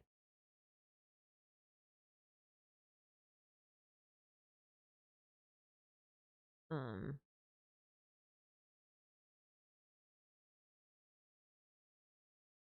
yeah. These is kind of what I was thinking of. At least I think they're incense burners. If they're not incense burners, then just ignore me. It's fine. um, I just thought that, like, for the purposes of this, because Chenyu Vale is very water based with all the fish everywhere and everything. And also kind of snake based because Changsheng. I was wondering if they would just go straight up dragon or if they would go like seahorse. Snakes, they're snakes. I mean, they might be. They could definitely be snakes. Go back up. There was an incense burner with dragon as a handle. Was there? I mean, like this one? The gourd? Or was there another one? And I scrolled. Oh, like this one. Yeah. Oh, these are the ones with the funny noses. I don't remember what the reason for those really elongated noses was. They're like elephant trunks. So interesting. I love the concept of a chimeric dragon. Hey, look, it's Ratatosker. Okay, well, we won't linger on that. Chenyu Vale is going to be odd after Fontaine because you can't dive. Like, no, for reals, though. Like, I really, really want them to implement diving in some other areas. Even if it's just like some limited regions, like, I want to go into Cider Lake. More than any other location, I want to go to Cider Lake and I want to go diving. I just realized that my chat swapped its thing from top to from live to top. Again, why does it do that to me? It's so rude. So rude. You just don't want to drown all the time? Yeah, I mean, like, me too. That'd be great. But I also want to go underwater. Like, this looks like it's underwater. I know it's not, but it looks like it's underwater. Like, this could be in a bubbled area. But this is bordering Fontaine. I guess it's kind of like the waters of Fontaine are like special, and that's why we can go down in them. It's probably not possible for us to dive in areas that aren't part of the plateau. which is unfortunate because it would have been really cool if like this was an area within Chenyu Vale where like you could dive under the water in order to find it, but I don't think they're going to do that.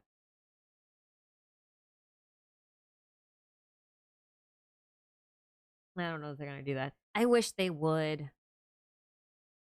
Yeah, they could give us Nouvelette Story Quest 2, and then Nouvelette Story Quest 2 gives you like access to something. Because like it's not gonna reveal a dragon. We already know he's a dragon. That's usually what the Story Quest 2s do. So like maybe he just blesses us to go diving. And then we get like a huge region expansion. I know the cope is real. The cope is so high. There's a lot. Okay. This is interesting here though.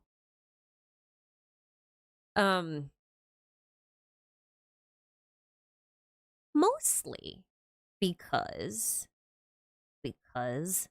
this is quite similar to the setup in front of Cloud Retainer's home. Right? The table where Guizhong, Cloud Retainer, and Zhongli used to chill. This is actually the same model. The table still has the quincunx on it. The seats have the quincunx on it. There's 3 of them in particular. So I do wonder if that means that this pagoda was also used by them in this area. Because like if you look, it's on the border. It's pretty nearby. And if it wasn't used for those 3, it might have been used for a different 3. Like maybe Cloud Retainer, Guizhong, and Zhongli used to gather on one mountaintop, and then Ping and 2 others used to gather over here. Wouldn't that be cool? Oh, you're right. They didn't actually say a lot about Ping's story quest, did they? Huh. I wonder. So, I'm going to assume that this text line down here, spare my innocent child, I alone am the source of the sin, is probably not from Lantern Rite. I would assume that this would be from Cloud Retainer's story quest. Because it can't be from a world quest, because they don't voice those.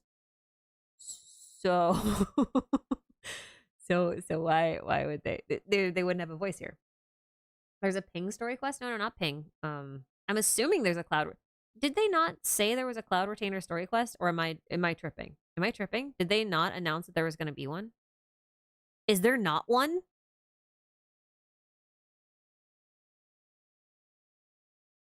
The announcement. Okay, good. Phew. Well, because like sometimes they release characters and they don't give us a story quest. It happens. So, you know, I'd like.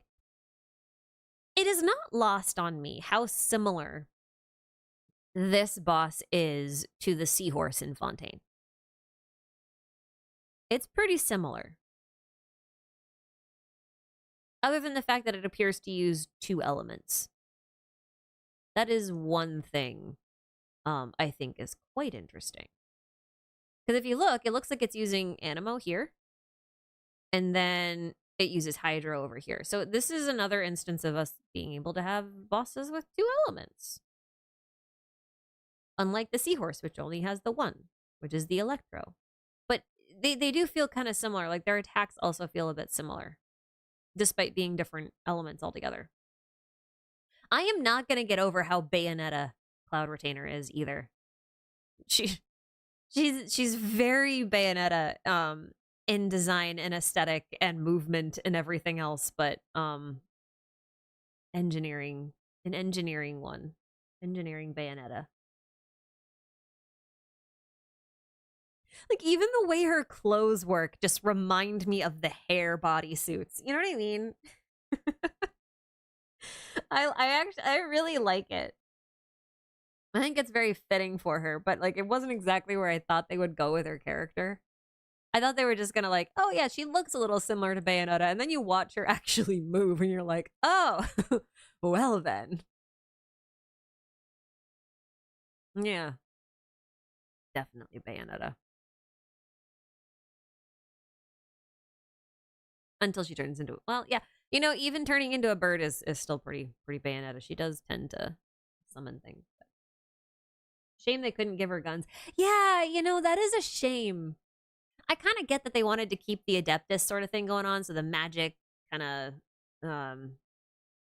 you know, swipe of a finger to make all this cool stuff happen. Like, I kind of get it from that perspective.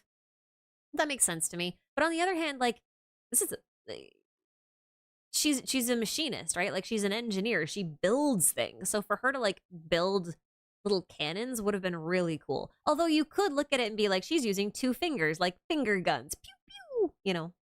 But it's not quite. It doesn't hit the same. I wish the little bird at least had cannons. I wish the bird had cannons. She did make a crossbow, yeah, I know. But I wish it was in her kit. You know what I mean? I really wish it was in her kit.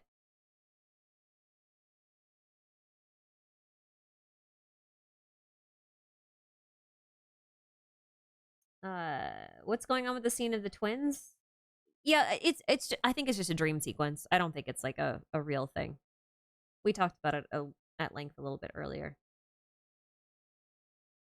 It would have been really cool if she had more machines in her kit, I think. I think that's my only real gripe about her right now, but I'm also just not sure how to use her. How to use her well. Like, the plunging looks cool, but I don't I'm trying to justify pulling for her, and I don't know that I can. Apart from the fact I just like her. But I know she's a healer, but like, I have a C7 gene and that I don't use. So what do we do there?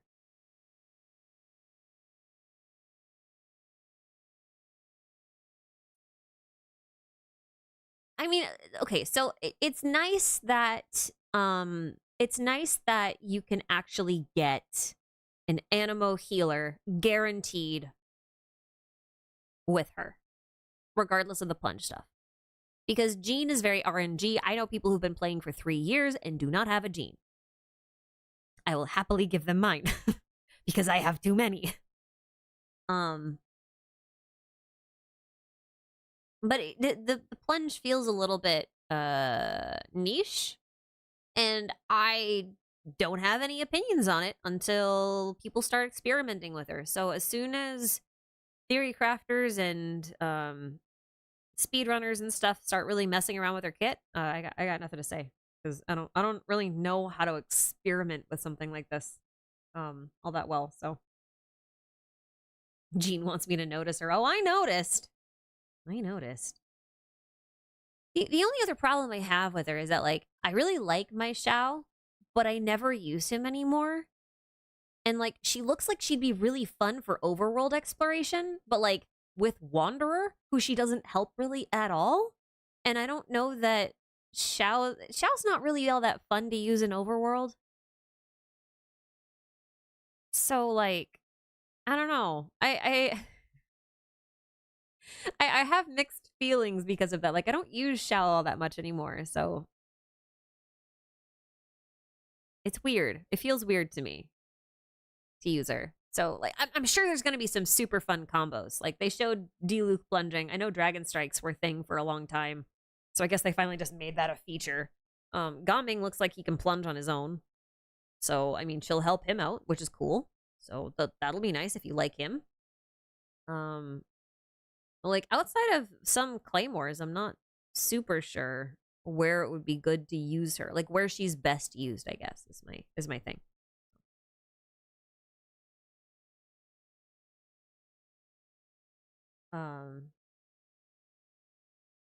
Xianyun is the natural enemy of Childmanes because his melee has no plunge. Yeah. That is another thing. Like, I don't think you'd be able to plunge with Rite either, right? In her burst.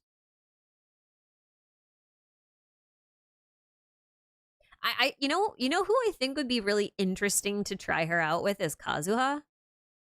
Like a hyper carry Kazuha, because if you ran him with, if you had C1, you'd get like 2 plunges on a C6-second cooldown, and then you could just like keep plunging. I think that could be really cool, especially if you used him with some sort of off-field application. But I don't know. Like, I don't have any opinions, I guess, outside of that. one thing we didn't see in the trailer that I'm a little surprised about is tea fields.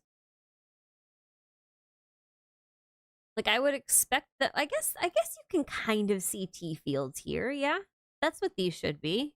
This is the village. They didn't really showcase the tea fields all that much, which is funny to me. Yeah, these should be the tea fields, right? This also just feels a lot like the other village, who I'm blanking on the name of right now because of the terraces and everything else. I know this is a very traditional style of farming in the region, but it does feel quite similar. I'm just surprised that they didn't really focus on the tea fields all that much, because all we've really talked about as far as Chenyu Vale goes is Changcheng and then tea. So, Jingsa, yeah, that one. That one. But you know, you're totally right. Like, Xiaoyang is really beautiful. Chenyu Vale in general is just such a very pretty region. Everything about it is very pretty. And it is very jarring to be in Liyue and then, like, not have everything be gold. Super weird. Is there a shot that focuses on it? I must have missed it. I just feel like they didn't really focus on it the way I thought they might. And I guess that also makes sense. It's kind of like a auxiliary thing. So, couple things though.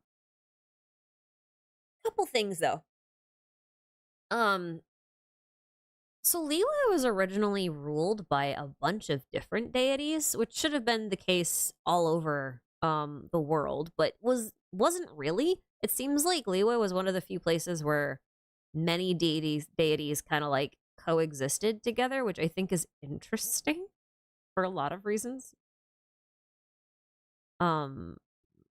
Like, if you think about Sumeru for existence, we only really know of 3 gods of that era, right? Of the Archon War era, I should say. But we know of a lot in Liyue. And we only kind of know about like 3 in Mondstadt. And we only really know about maybe 3 in Inazuma. And it's actually very possible that Orobashi is from Chenyu Vale.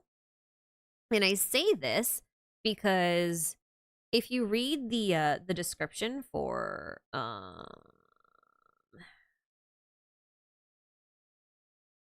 this one, if you read the description, no, not Evermasting, but it's not this one. What's the other one? What's the Enkanomiya one? Eye of the something. I can't remember the name. It's not Jade. It's oh, Sworn Eye. Yes, that one. Thank you. That's the one I wanted. This one. That one. They actually changed something. This one was interesting. So, my God, fandom, go away. For the love of God. Oh, I wish there was a better alternative to fandom. So this is a story about Orobashi here, and it was long hypothesized that Orobashi came from the Liyue area because this area where it says Deus Ari right now used to just say Golden God. And in Chinese, it was very apparent that the Golden God wasn't just like a god that was golden in color, or like a glowing god or a yellow god or something like that, but that it was a god of gold as in the metal gold, which should be Morak specifically. So they changed this very recently to, instead of saying Golden God, to say Deus Ari, because that is another title for Zhongli. So they wanted to make it very clear that Orobashi fought Zhongli and A. So he would have had to start in Liyue and then lose to Deus Ari, get forced out of Liyue, retreat to Inazuma, try to fight the Narukami sisters, and then get exiled into the Enkanomiya area, where he then became their god underwater, right? which is really, really cool because for a long time we've tried to connect Changsheng with Orobashi. So, because they're both white snakes, and that's literally the only reason why. So I think it's very interesting that now we actually can say that with certainty that Orobashi was most likely from the Liyue area, and that he was probably most likely from the Chenyu Vale area. Because in Liyue, Morax had to destroy a lot of gods. And a lot of them were dragon adjacent or water adjacent or serpentine in many ways. So if my hunch about this region being kind of like an adepti ghost town is right, then Orobashi could have been one of the many snake deities like Changsheng who lived here, whose god is missing, or whose leader is missing, I should say.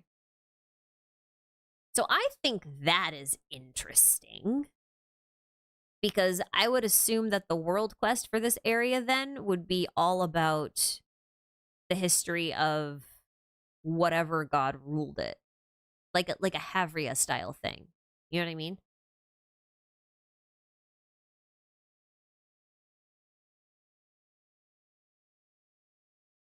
Was Ping the carp adepti? Wasn't she fish themed? I think she is a carp adepti. I would assume that there's more than just her.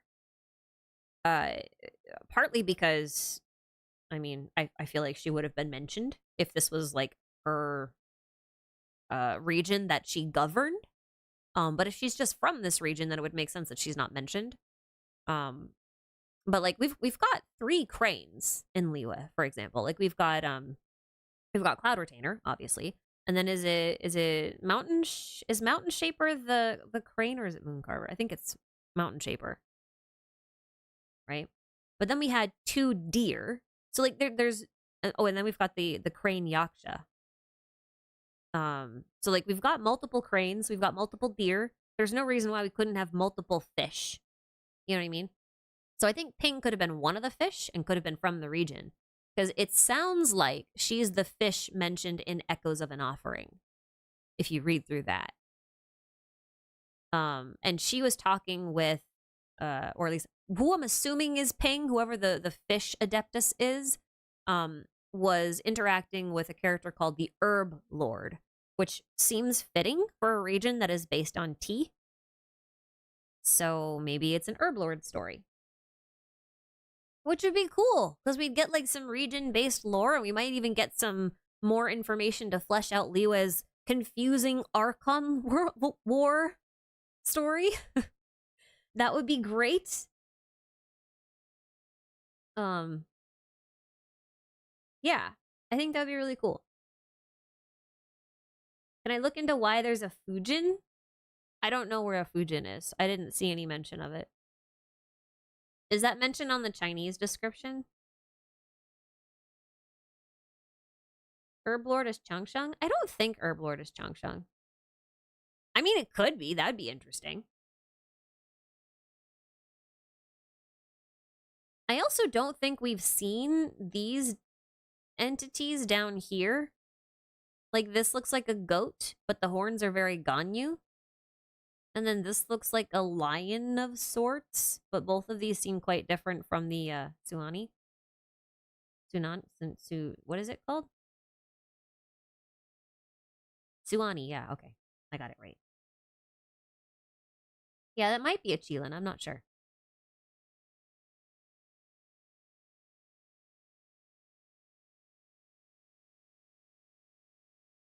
This is such a cool little paper animation, though. I think this is so cool. It's so random in this stream, but I like it.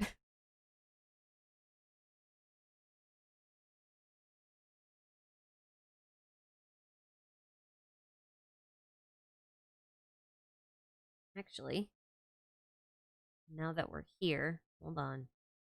Let's go back for a second. Ba-dum-ba-da.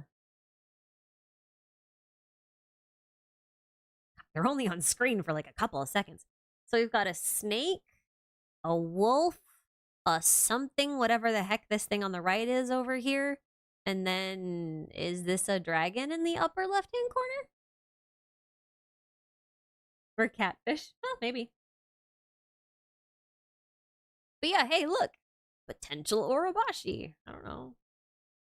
Seems like a tiger. Oh yeah, maybe it could be a tiger. That would make sense.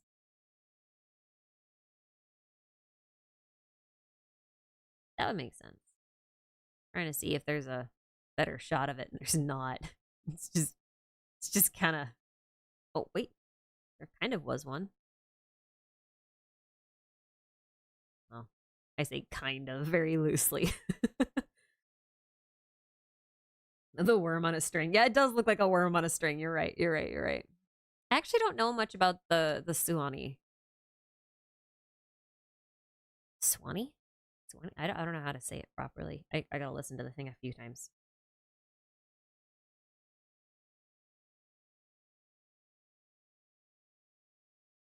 Gotta listen to the thing a few times. This little thing is so cute, though. This is so cute. Lion tiger fish fusion. Yeah. I mean, isn't Suwani like the son of a dragon king? Yeah, that's what I thought. That's what I thought. So maybe this one. Hybrid of a lion and a dragon. That's what the dragon dances are usually of.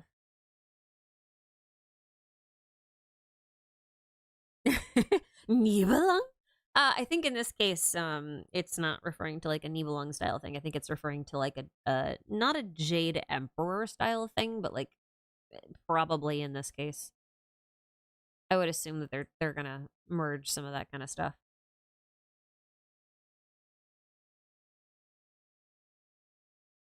Yeah, Nine Sons of the Dragon were recognized by the Chinese government's official Shanghai Mint as 2012's Year of the Dragon by issuing 2 sets of coins, one silver, one in brass. I bet those are cool.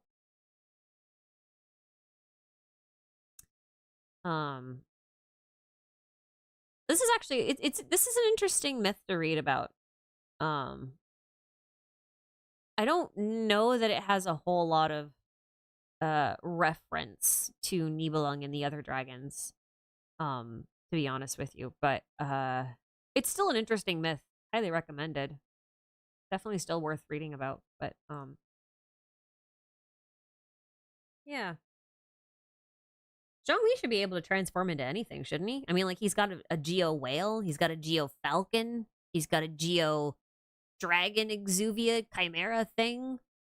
He should be able to do whatever he wants, I guess. Does Xianyun have a vision? Not that I saw. So I don't think so. I don't think people don't know that she's an adeptus, though.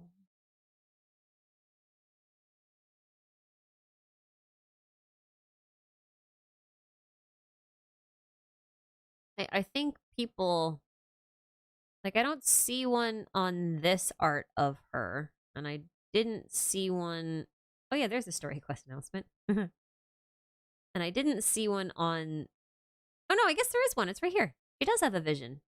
Oh, look at that. Well, that's going to be an interesting story. Can't wait to read about that. I wonder if it is fake. Because we know Xiao's is real. We also know that he doesn't need it. So it'll be interesting if she has a real one. Because she might be able to give us some interesting timing for it. Because she's one of the oldest deities in Liyue.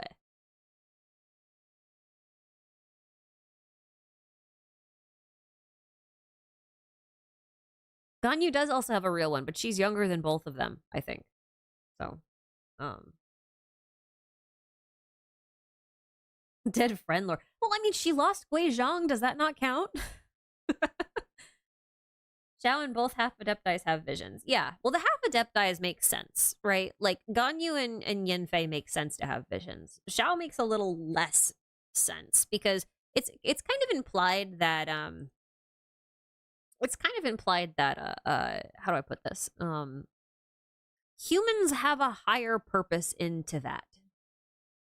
That's how the game itself puts it. And it's kind of implied that that higher purpose is tied to visions because visions allow for ascension. But then, you know, Xiao's not human. He's not even half human. So why does he have one? Same with Cloud Retainer, right? Like, it's kind of odd. Just a little. Actually, you know what? Same with Yae Miko, actually. The yokai do get them. That is true. Yeah, Scaramouche is kind of weird though, because like I know he's mechanical and everything, but he's supposed to sort of be like a representation of something becoming human, so maybe that's part of what it is. Like maybe you have to have humanity, maybe you don't need to be like actually human. It's a weird little nitpick, but whatever. Why do any non-humans get them? That's what I'm saying. I don't know.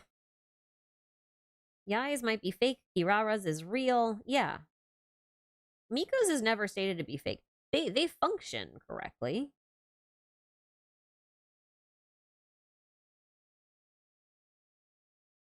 I don't know. I don't know. I really don't. I really don't. I really don't. I have no idea. I have no idea. I'm surprised I never looked for the vision on her.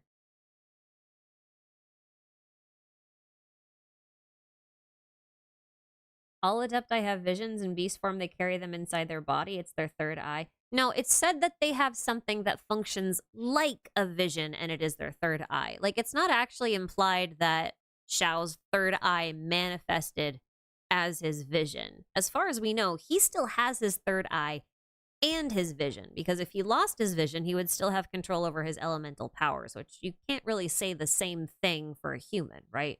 Like, if you take a vision away from a human who doesn't naturally have powers like they would with the third eye type thing, then they would just no longer have powers. And that's kind of the point. So we need another unreconciled stars to check whose vision is fake. Oh, no, there's a trick for this, actually. If you have not done the Liyue interlude quest, where you have to collect Star Splinter ore, if you haven't done that part of the quest, you can have anyone enter your world during co-op and go to the Star Splinter orb, and you can see what part of them glows next to the Star Splinter ore, or if anything glows. And that's how we actually tested Nouvelette's Nouvelette against the Star Splinter ore, and his little throat gem is what glows. Which is interesting, actually, because in his teaser, that little throat gem is the first thing that appears on screen, and then the rest of him comes into focus. So.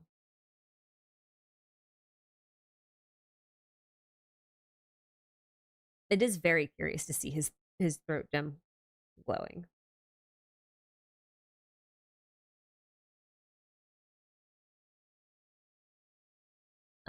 Chubby Potato, they said before that people from other nations would be there celebrating Lantern Rite, so what if Nahida is there and she puts the Traveler in a dream and that's why the siblings are together? I mean, yeah, that could happen. That could totally happen.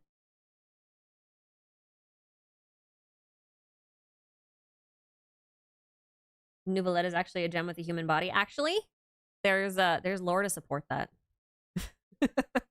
I can actually probably prove that out. I'm not gonna lie.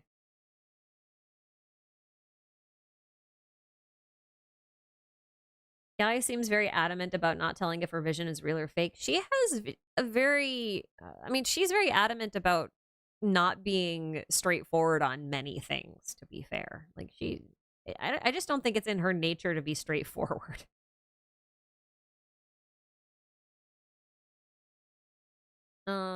Was it me who theorized that humans were descended from the original dragons? Because then we could assume that other creatures like the yokai and the adepti are. Also, they're just evolved different. Yeah, that was me. Will Furina meet Zhongli? I mean, if she's meeting Hu Tao, then I would assume so. The text in the trailer says that Hu Tao is becoming a client of Furina, and Furina goes, yeah, that's right. And then Zhongli's like, oh, really? So, like, I assume all three of them will meet. That'll be an interesting little interaction between Furina and Zhongli, the human who played an Archon for 500 years on stage, and the oldest god in Tibet, who's still alive. I am kind of weirded out by the fact that Furina is becoming a client of Hu Tao because, like, why? What are we doing here? Is Furina doing burial rites for Fossilors? I mean, that seems to be the most reasonable assumption. But, like, on the other hand, that feels like story quest material. Don't you think? So maybe it could tease her story quest? I don't know. Very strange. More funerals, yeah. I mean, basically. All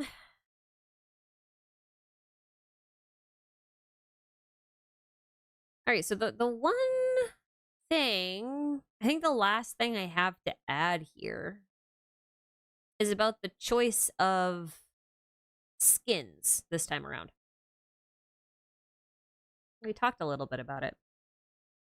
But so we've got Ganyu, we've got Shenhe. Both of them make sense because both of them are trained by Cloud Retainer and this is her debut, right? So that those make sense. Xingqiu makes less sense to me. I get that he's very Lantern Rite associated, but like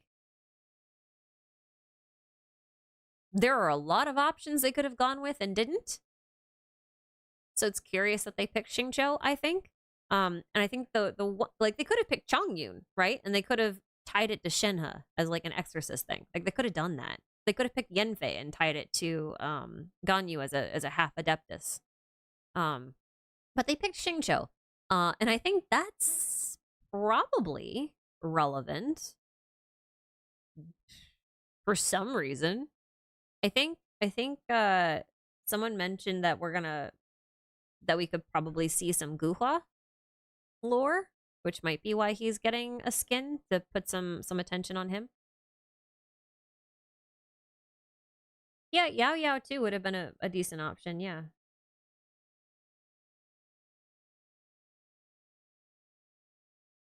Which skin do I like more? I like Xingqiu's and Shenhe's probably equally, and then Ganyu's is fine.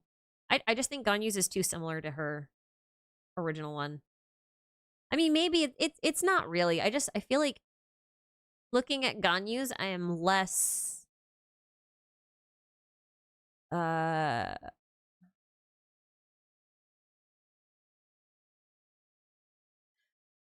Shenhe's just feels very starkly different from what she normally wears. Xingqiu's is just kind of cute and it's free, so there's no reason not to like it for me. And also they kind of fixed his hair, which I appreciate. I say fixed, but they made it look a little less lopsided. Which I like. But with Ganyu, like it's pretty, but and I know it's really different from her original skin. I just it doesn't feel different. It feels very much like Kaching's did for me, I guess. Like I know that her two dresses are very different. Like in my head, I can see the differences, but they don't feel different enough to me, and that's such a hard thing to explain. Like to contextual, like I have no idea how to explain why it feels that way, but that's the only reason why Ganyu's is a little bit lower on the list for me. But that's probably that's I don't know how to like articulate it. It's so weird. It actually probably doesn't make a whole lot of sense. This little mini game looks really adorable. Sumeru characters are also coming to this lantern, right? Are they? I didn't notice that. I mean, that would be cool. Is it the silhouette? It might be. It might be more silhouette-y.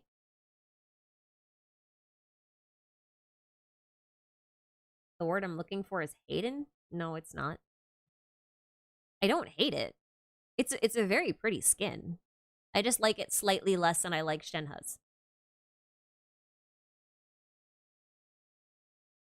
And I think it's because more of a similar silhouette. Yeah, here's okay. Let's hold up. I think I can kind of articulate why. Like it is kind of too similar of a silhouette, I think. I think that's what it is for me. Like she's slightly fluffier, but it doesn't feel different enough, I guess. Like it's still really pretty. Like there's lots of very pretty aspects to it. And I think anyone who mains Ganyu is gonna be very happy with it. It's just that like it doesn't feel different enough for me to be really excited about it. Also, I don't have Ganyu. So yeah. I'm less excited about it for that reason. But like you compare it to like the difference between Shinha and Shinha's skin, and it's like pretty distinct. Like Shinha ends up getting like a whole dress where before she just had a bodysuit. So like it's a very different silhouette, even if the colors are very similar. And that's kind of why I'm like that. But Xingqiu just has like a European version of his outfit, a more European version of his outfit, I should say. And the details are also very pretty. And like apart from that, his silhouette actually isn't that different either, but his is free. So he gets a bonus point for that. Anyway. I digress. Free things are always more appealing. Yeah, I do feel the same way about Keqing's skin.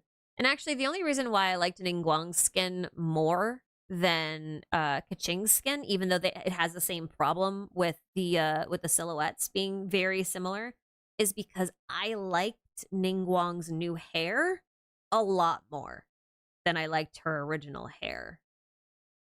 And like that was kind of like the thing that gave it like 2 points more than Keqing's of why I liked it. Also, it was free.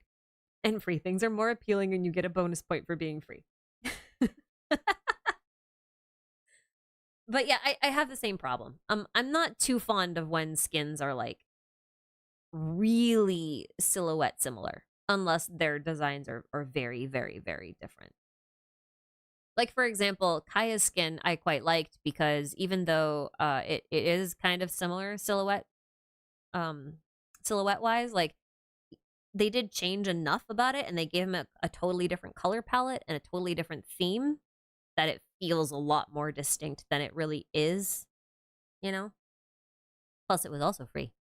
I actually tend to like the free ones more than the paid ones. The only paid one that I like more than the free ones is Diluc's.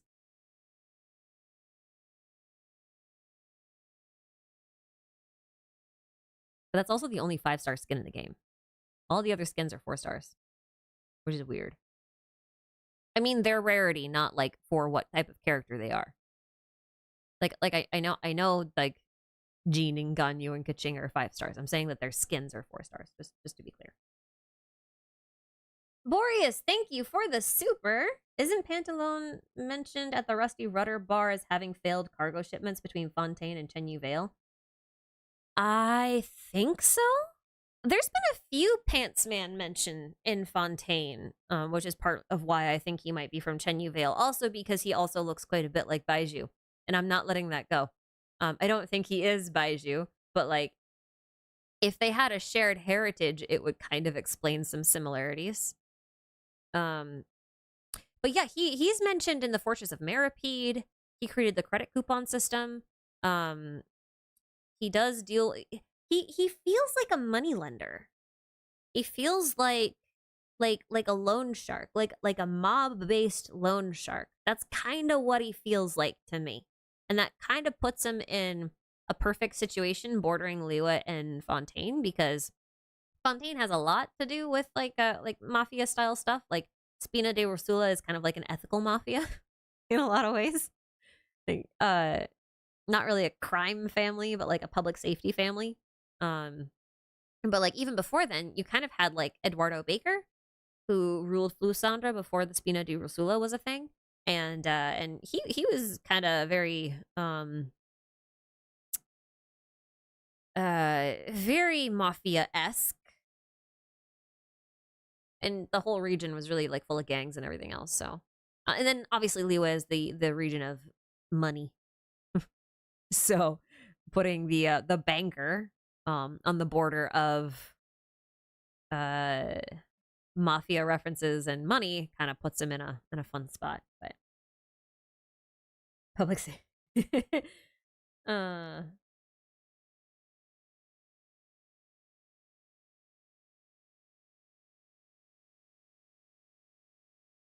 I don't think we're gonna get a whole lot more Fusandra lore. I'm being told to go look at Xiao's lore again for his vision story.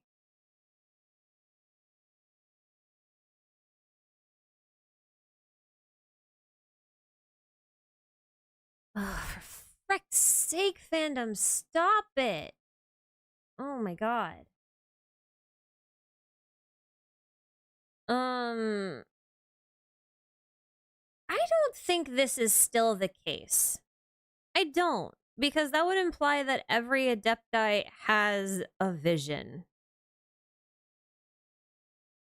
which would be really weird. Unless, like, unless you could read this as being like they all started out as animals, and then these were animals that received visions, and that therefore became their third eye and gave them human form. It could explain some things with Kirara, maybe? I don't remember Kirara's lore. What was Kirara's lore? This is a good question. She wasn't very plot relevant when she came out, so I didn't really spend a lot of time reading her stuff the way I should. Corey! I don't have an ad blocker set up on this browser, I'm sorry. Ba-dum, ba-dum, ba-dum, ba-dum, ba-dum, ba-dum.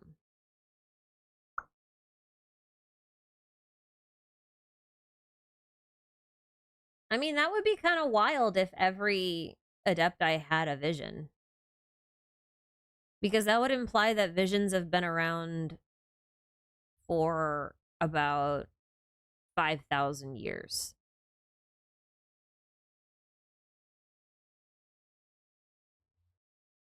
Which is something I don't know if we can corroborate. And also, it wouldn't... like, we don't see visions on any of the Yaksha except Xiao.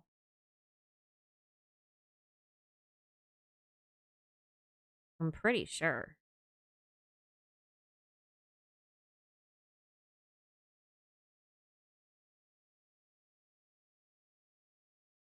Well, because, like, okay, here's my logic here, right? Okay, well, I'm gonna give you a really rough timeline estimates. Right. So if Zhongli is about 6,000 years old, give or take, because that's the number that we have to work with. All right. Assume he's 6,000 years old. Well, when he was 6,000 years old, he didn't yet have the alliance with Guizhong, right? That alliance with Guizhong wouldn't have happened until probably 1,000 years later, maybe, right? So there's 5,000 years. So then you would have to have the founding of the Guili Assembly. And at that point, the only numbers we have are about 3,700 years and then 2,700 years, which are both the start and end of the Archon War in Liyue, respectively, as far as we know. Which means that the Guili Assembly had to run somewhere between the 5,000 years and the 3,700 year mark. But Guizhong would have had to have died somewhere right after the 3,700 years. So somewhere in there, if the illumination of an adeptus is to receive a vision, it means that whenever the Guili Assembly was founded, would have had to have been the first instance of a vision being granted, right? Because, like, we've got Marcosius. He was part of the whole deal. And he doesn't have a human form, so we can assume he doesn't have a vision, right? But he still has control over the elements. But then Cloud Retainer is pretty old.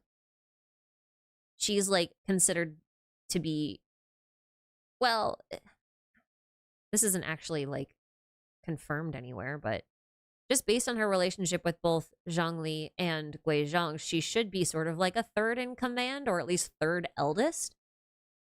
So, like, she has to have been, illuminated before then, don't you think? Before the 3,700 year mark?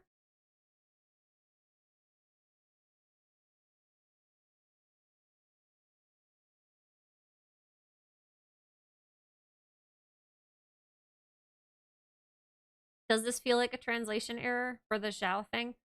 We can check if it's a translation, Amber. We can actually check if it's a translation error. We're gonna disable unreleased content. Hold up.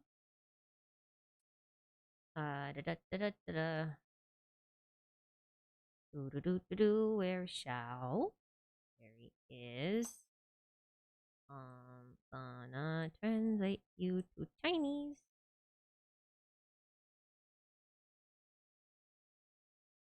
And then I have to do that thing where I pretend to know.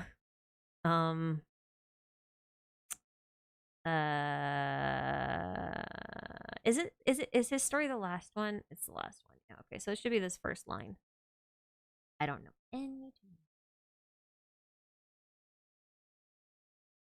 We're just gonna go to Google Translate because we can. Italian, no. The full name of the immortal is the 3 eyes and 5 manifestations immortal. The 3 eyes refer to the eyes of God besides the natural eyes. So do the immortals receiving eyes and the common people being favored by Sky Island follow the same principle? Okay, yeah, that does feel a little different. Copy paste into Google Translate. Yeah, I mean, yeah, basically. This does feel a little different. I'm gonna ask someone who's actually fluent for a real translation. Eyes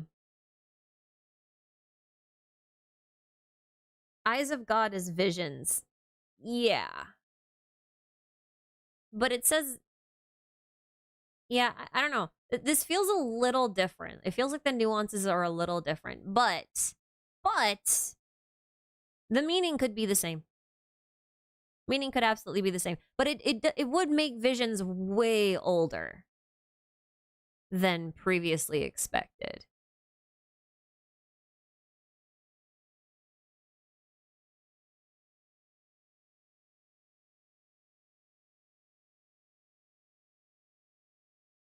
No, you know what? It would actually make visions about 4,000 years old, which might actually be right. Well, does that work? I guess that works. But then there's like 1,000 years where Zhongli is in an area where all of his adepti are just animal forms with no human bodies, which would be interesting.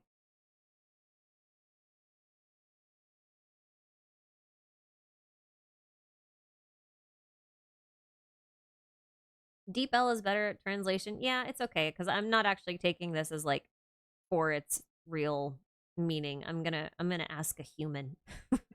I'm gonna ask a human later because I think that's the smart thing to do. Did you see any similarities between the Sea of Quanta and what the inside of the narwhal looks like? I think the Sea of Quanta looks like basically every domain. So, sure. Who was giving out visions before the end of the Archon War? I don't think the Archon War had anything to do with visions. That's the thing. Like, if you read Nouvelette's character stories, visions are kind of like the way that Celestia is running the world, so to speak. Like, they're part of the fate system, which would mean that they should have existed for as long as the Primordial One's fate system existed. So the real question is, did the Primordial One implement the fate system right when they took over, or did they implement it later, after the Second Throne came? Or rather, the invaders from beyond the firmament, which may or may not be the same thing. So I think that's the big question.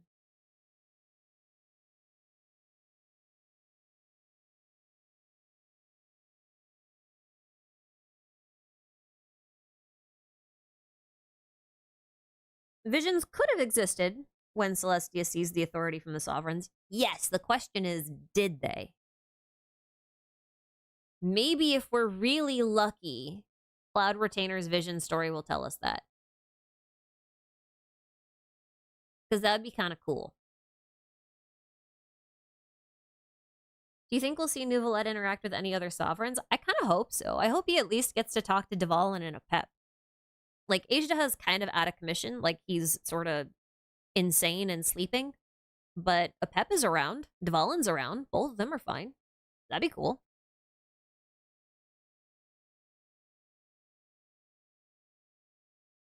Sinjana already passed Sumeru, but any ideas on potential Sinos or Alhaitham's backstory development? I think Sino still has room to grow. Alhaitham's backstory isn't actually that interesting. And it's already completely fleshed out. Like, he is really just a normal dude. I know he's supposed to be referencing a very not normal dude, but he himself is a very normal dude. Like, his backstory is basically completely done. Like, I don't think they'll do much more with that. I think, if anything, they're going to look more towards future developments.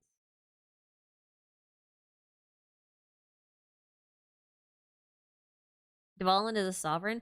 Dvalin is as much a sovereign as Apep or Ajdaha is. So if you think that any one of those three is a sovereign, then the other two should be as well. I know it's never explicitly stated that any of those three are sovereigns, but whenever they're referred to, they're called the Anemo Dragon, the Geo Dragon, the Dendro Dragon, the Water Dragon, right? Like, or the Hydro Dragon, sorry. So, like, I kind of feel like just calling them the implies that there is only the one of them. And if you read the lore from the, I can't spell juvenile. I can't spell juvenile, leave me alone. I actually have no idea. There's no I, there's no second I, okay, that's why. I can't spell.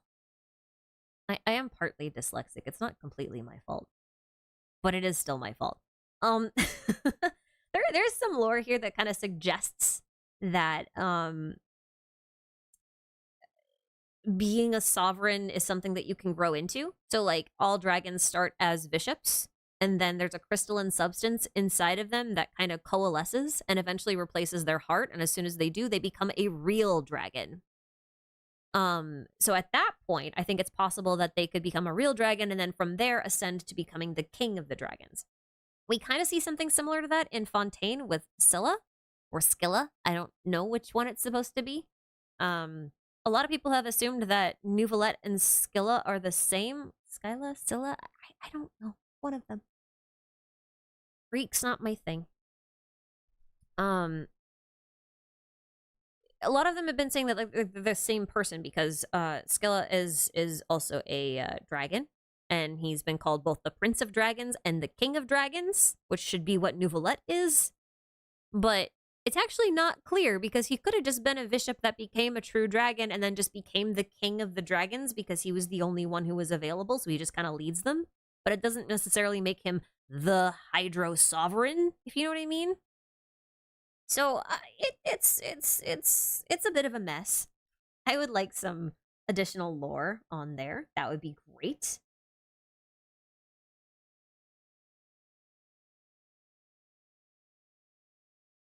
If dragons originally gave visions, does that mean potentially that the primordial one didn't make humans?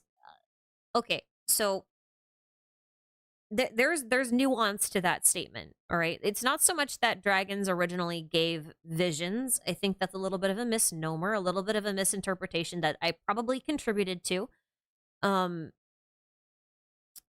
But it's quite likely that visions are based off of the same process and systems that dragon pearls are. And I personally think that dragon pearls are what's described here within the juvenile jade, with them becoming crystal hearts, right? Because, like, the pearl for a dragon in Chinese mythology is, like, contains all of its wisdom and its powers and everything else. So that really equates to visions. But, like, I don't necessarily think that visions are what the dragons gave out. because I don't necessarily think that humans were around. I think it's possible, but I don't have any evidence to support it. It's just that I think that the primordial one is utilizing the same systems to distribute something that serves the same purpose as a dragon pearl does. Does that make sense?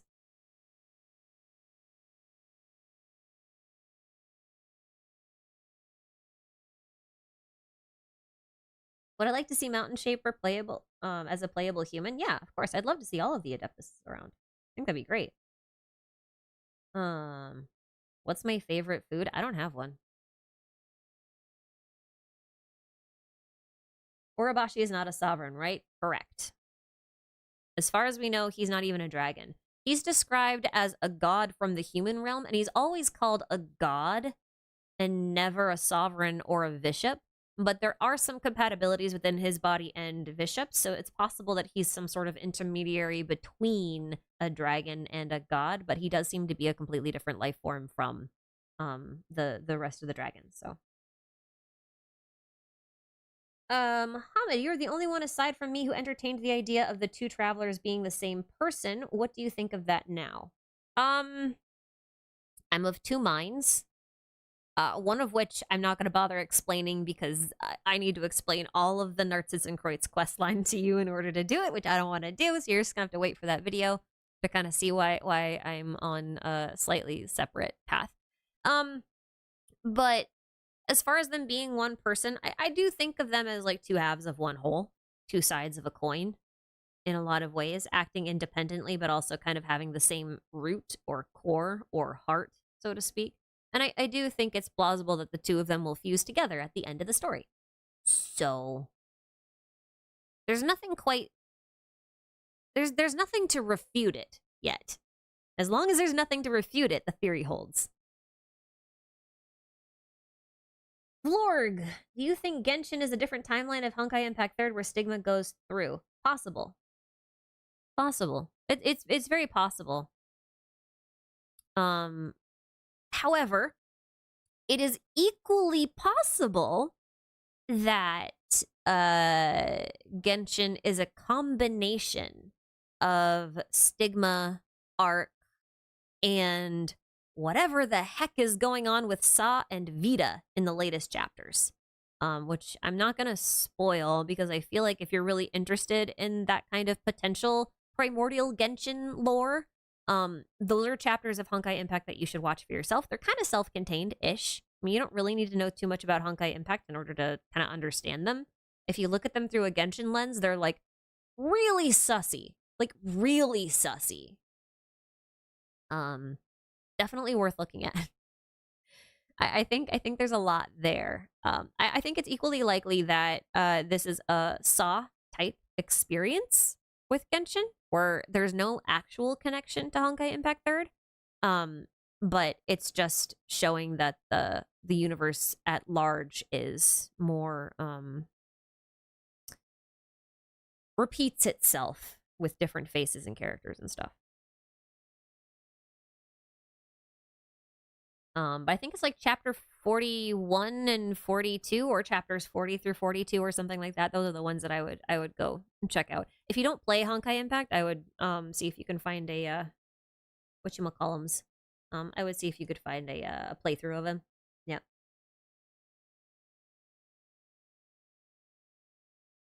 Your time behind, but the Travelers combining is very Tales of the Abyss, and then I laughed because of Abyss. Yeah. Oh, that's true. There is that theory that Luke and Ash merged at the end of the game, huh? Because that's never actually confirmed. As far as I know, they never actually confirmed that, but that would have been interesting. Actually, I was thinking more along the lines of Digital Devil Saga than I was Tales of the Abyss, but Tales of the Abyss is also funny. What do I think about ZZZ? I literally made a whole video on it. I don't know what else you want me to say. I made a 15-minute video on my thoughts on ZZZ. Loof, do I think that Tevat is a world in the Sea of Quanta that's trying to survive but will inevitably die? I think it's possible that they'll die if they do nothing. Do I think we'll get to see the Electro and Pyro Sovereign in Natlan? No. Because I think we already know who the Electro Sovereign might be. I do think we'll probably see the Pyro Sovereign, though, yeah. That one's plausible. Do I think Genshin's endgame will reference Ragnarok in some way? Oh yeah, definitely. There's no way it doesn't. Absolutely no way it doesn't. Which Fatui Harbinger are you most looking forward to? I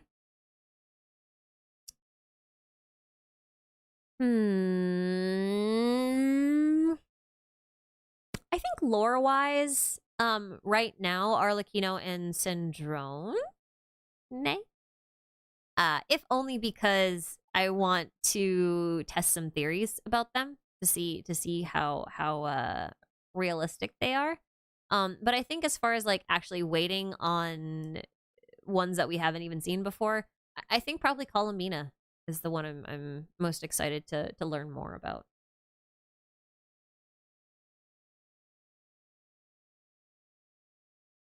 I'm not telling you guys anything about the Electro Sovereign because that theory isn't entirely mine. It's like co-authored by a couple other people. So I will plan to share it at some point, but I want to do it with like full credit and properly and everything. So you have to wait. You have to wait for that theory. It's gonna be fun. It's gonna be fun. That's all I'm saying. Do I read the anime manga Pandora Hearts? No, but I know of it. Do you think there's a chance that Columbina was created by the Shade of Death? No, because I think Istaroth is the Shade of Death, and that would be kind of weird. But that's a whole nother thing to explain.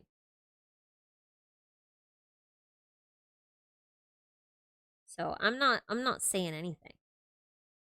Do you think Alice will appear in person this year? Maybe in a Sumeru event? I think it would be high time she shows up. In fact, I think my ideal Daneslith quest would involve the Hexenzirkel. And if Daneslith was to take us to meet Alice and we got Hexenzirkel and Conria lore as a result of it, I would be so stoked. I would be so happy. I would have no complaints. None. That's my wish list. That's not a prediction. It's not based on anything. It's just what I want. It's just what I want. Isn't Ishtaroth the Shade of Time? No. Yes, no, not really. Yesn't. That depends on how you look at things. Personally, I think there are 4 shades of time. And that's where it gets complicated because, see, life is when time starts. Death is when time ends. Then you've got space, which is measured relative to time. And then you've got absolute time, right? So Kairos is the name of Istaroth. And Kairos is a Greek word that sort of refers to relative time. So like your perception of time. So when you feel like time moves fast or slow, like that's Kairos, right? But it's not actually what the time is doing. Like a second is always a second. That is chronological time. Those are 2 different types of time. So there's already 3 different types of time listed just in the 3 things that we know the shades should be about. Shade of life, so the start of time, shade of death, end of time, shade of chronological time as opposed to relative time, and then we've got space, which is kind of the outlier here, but you can only really measure space by time or time by space. Therefore, you know, it's also a measure of time. So it counts. So, by that logic, I'm still looking at it as Istaroth as the death one. And part of that is because everything that we know of with Istaroth, everything to do with her has dead vibes, right? Like if you go to Enkanomiya, like all of those shades, those sin shades, well, they're also called eidolons, and eidolon means death, like a death ghost kind of thingy. Wait, let me get a proper definition. Spectre or a phantom kind of thing. And like that's all the ghosts are. She's she's like recording these memories of people, right? These perceptions. And like if you call someone relative time, then like you could look at the shade of death as being the one who recognizes when the perception of time ends. And that's kind of like where my head's at. Because we know that the space shade is most likely the sustainer of heavenly principles, right? Because she's based on the Hersher of the Void from Honkai Impact, and Void in this case is the same as space, if you look at the Chinese characters. So, like, she's technically the Hersher of space, so the shade of space, which means that there are 3 shades that we don't know about, but we've got the shade of life that created Egeria, and we've got the shade of, well, we call her time.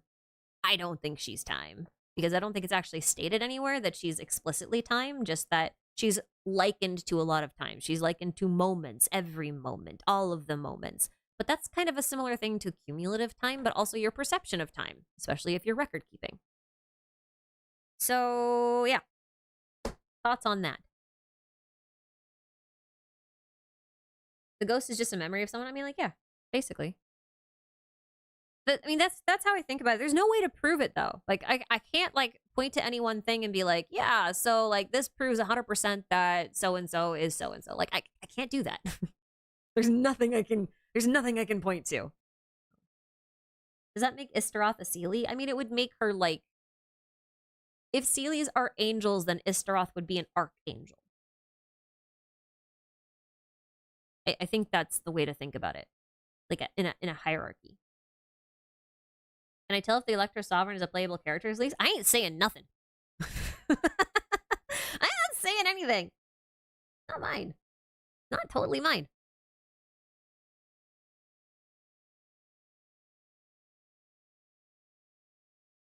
Somebody suggested that Sustainer and Dainsleif could be the prince and princess from the Gnostic hymn and therefore siblings. Any thoughts? I think it's incredibly unlikely. Because that would imply that we are Dainsleif. And, or that Venti is talking to Dainsleif. I don't know that that's the case either. Also, I have some opinions on who the princess is in this case. And that is based on a theory that is not mine, but also hasn't been shared publicly, so I am not at liberty to expand upon it yet until I can reference that theory when it gets finished. A friend of mine's working on it. When's the Chaotic Roosevelt pull-ups? I should do that. Maybe we'll do that, maybe we'll do that this weekend. I'll probably have some time this weekend. I'll see if Ruzi is free. We'll bring her on. We'll just hang out. You can ask her anything, and you can ask me anything, and we'll just be like stupid. We'll go into co-op. We'll play Genshin co-op.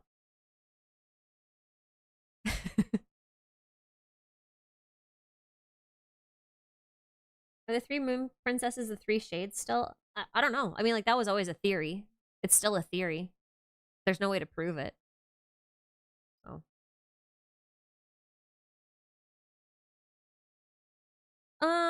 I don't think we have any other questions here about Chenyu Vale. I don't know that there's a whole lot to talk about anymore in relation to this yet. I think I've said more or less everything I want to say in the most disjointed way possible. That's always fun. I am very excited about this, though. This is going to be such a nice change of pace. We've been in Fontaine for so long. It's been so long. Do I think OG Ajax is important, as in could he be a descender or a traveler from afar who married the Seelie? I don't think I'm the one to answer this. There's too many theories about who Ajax is, like the historical one. Like, some people think he's part of, like, Child in a Time Loop, but it's like a Song of Storms paradox, and so I don't like that theory. So I'm like, where does the name come from then? Because it creates a paradox, and I don't like it. But I also don't like time loops in general, like real time loops where time like actually circles back on itself. I think they're incredibly difficult to write. I think they're almost impossible to do well, outside of like Groundhog Day mental scenario kind of things. So I don't know. I think Ajax, the historical one, could probably have the potential to be as relevant as Parsifal. How's that? I think that's fair. I think that's fair. But I think Child will be more relevant than historical Ajax. Which I also think is a fair statement. B, thanks so much for the super chat. I think you've mentioned this before, but what do you think the power Venti gave Dvalin was? It couldn't be the Gnosis or the Divine Throne, as it took Furina 500 years and a lot of power to destroy. I think it could have been, still. I think that this is a nuance. So you actually said it yourself. It took 500 years of accumulating power for Focalors to destroy the throne. However, it didn't seem to take Egeria hundreds of years and tons of power to transfer the ownership of the throne to somebody else. Like, because Focalors had it, but it was Egeria's originally. So it got passed on. So there is a system of passing it on. So Venti doesn't have to destroy it. He could just hand it over. Which actually kind of makes the whole thing in Fontaine kind of funny when you think about it. Because like if Focalor could just kind of like hand it to Neuvillette, that would be something. I think there is meaning in destroying the throne. Because I think it restores things that were lost. But I also think that there's meaning in transferring authority. And I think that's what Venti did still. I still think that's viable. Because if you think about it, I don't know that there would be any rule against saying, oh, my successor's gonna be a dragon sovereign. Like, what's Celestia gonna do?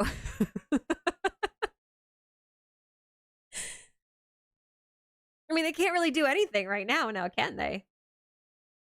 Like, they've been silent. Like, a whole throne got destroyed. One potentially got moved. A bunch of Gnosis have been stolen and changed hands. No one's guarding anything anymore. Like, Celestia has done nothing. And if you read the lore for the Fontaine Wing Glider, you'll realize that, like, Celestia might not be able to do anything. Because it seems like whatever powers over whatever controls to that, or shapes to that, it seems like Celestia doesn't have it anymore. It's like they're kind of powerless to do anything. So maybe Venti was just waiting for the correct time to hand things over. You never know. Could still happen. Nothing's certain. Nothing's certain. Fenrir the Firewolf, thank you for the super. I just wanted to say that I love your work. Oh, thank you. I don't play any of Hoyo's games and I don't plan to, but their world building is pretty good. I just wanted to pass on a small token of my thanks. Thank you very much. I appreciate that.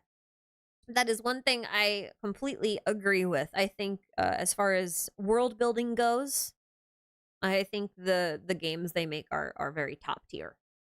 I still have a lot of issues with the way that they present stories, but as far as world building goes and actually like building out deep, interesting lore that you can just continue to find things in, and the amount of foreshadowing they do and everything, I think it's top tier. It's definitely good.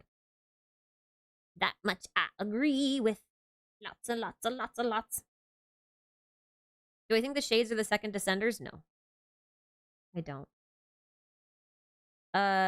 Simon, wouldn't Wanderer's Vision have the claw thingies? No, not necessarily. Because, like, the throne hasn't been, like, completely given back to a dragon. It's not a dragon's throne anymore. There's just a dragon sitting on it.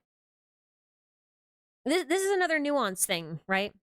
Because Neuvillette, when the throne was destroyed by Focalors, he rebuilt his throne, right? So he has a new throne that he works with. Whereas if Venti transferred ownership of Venti's throne to Dvalin, then Venti is sitting on a god's throne, not a dragon's throne. Does that make sense?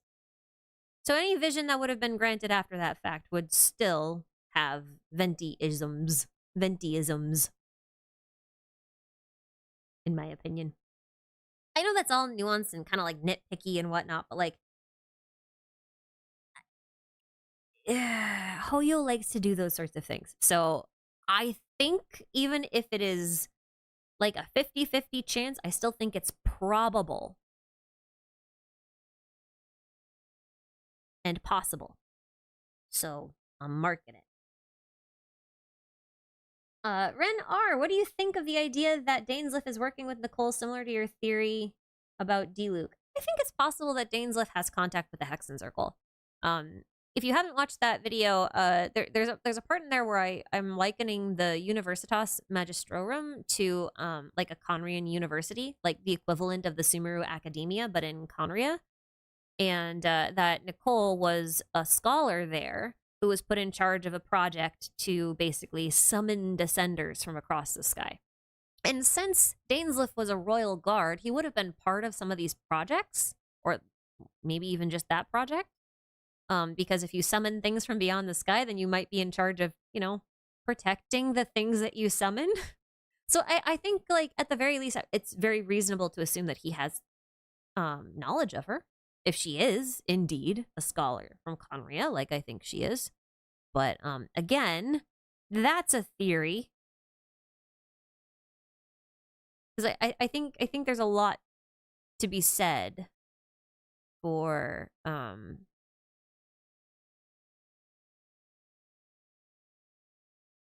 the Hexen Circle, or at least some of the members, some of the founding members, to have been, like, because we know Rhine-Daughter was, right? So if Rhine-Daughter was, we don't know where Alice came from, but like there's evidence that Nicole could have been. That's two of the big names that are long-lived, long-lived magical beings. So like I think there's potential there. I think there's potential there. We'll see. We'll see. Durin's heart's still beating because he's not dead. He's hibernating like a squirrel.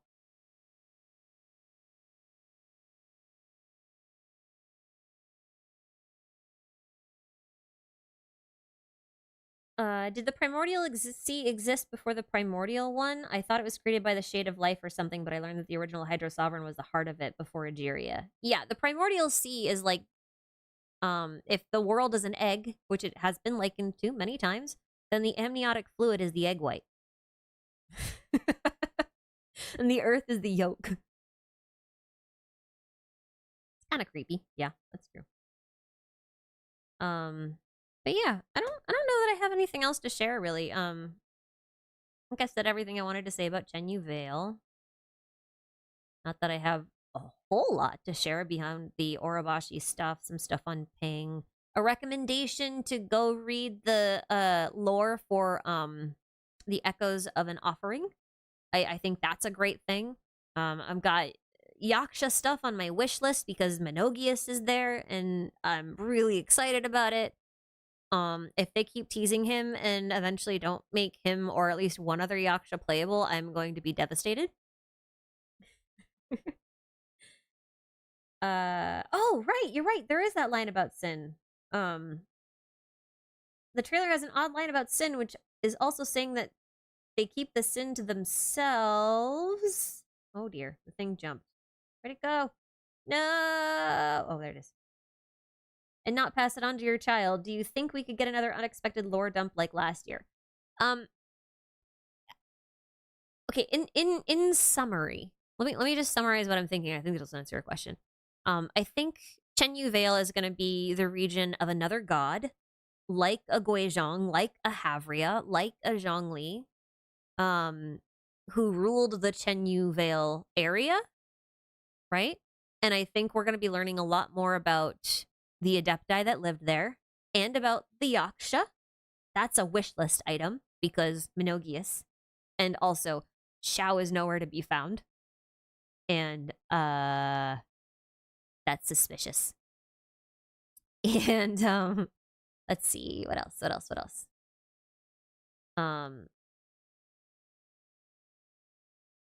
I think it's possible that we get some Archon War lore to fill in some missing gaps, which would be really cool. The guy's walking on water. I just realized that.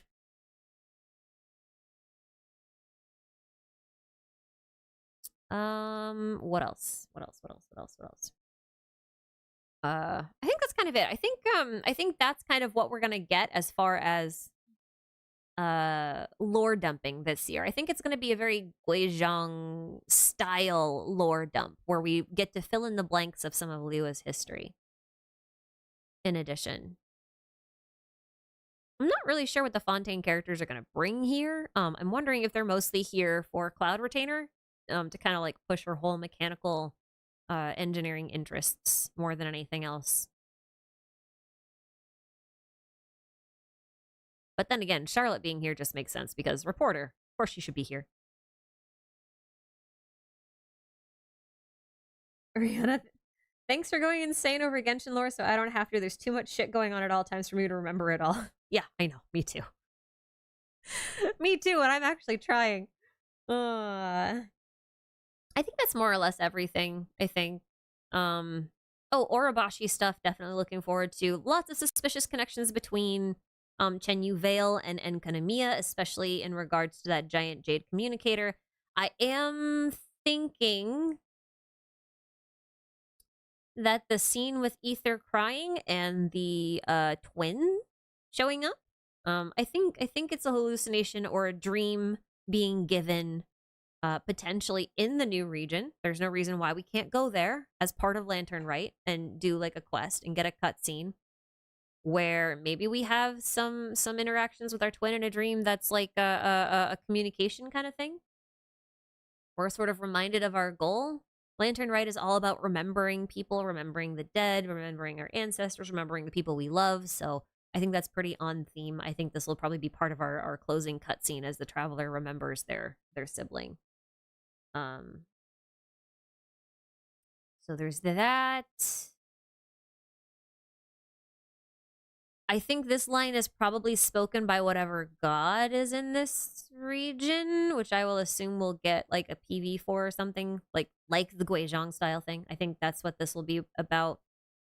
I don't know what child would be. I'm hoping for some Changsheng lore. I'm hoping to get some proof that Orobashi could have been from this area and not just like vaguely from Liyue, as per the oath sworn eye. And hopefully Cloud Retainer will have vision lore so that we can put to rest some things about what makes an adeptus an adeptus. That would be interesting.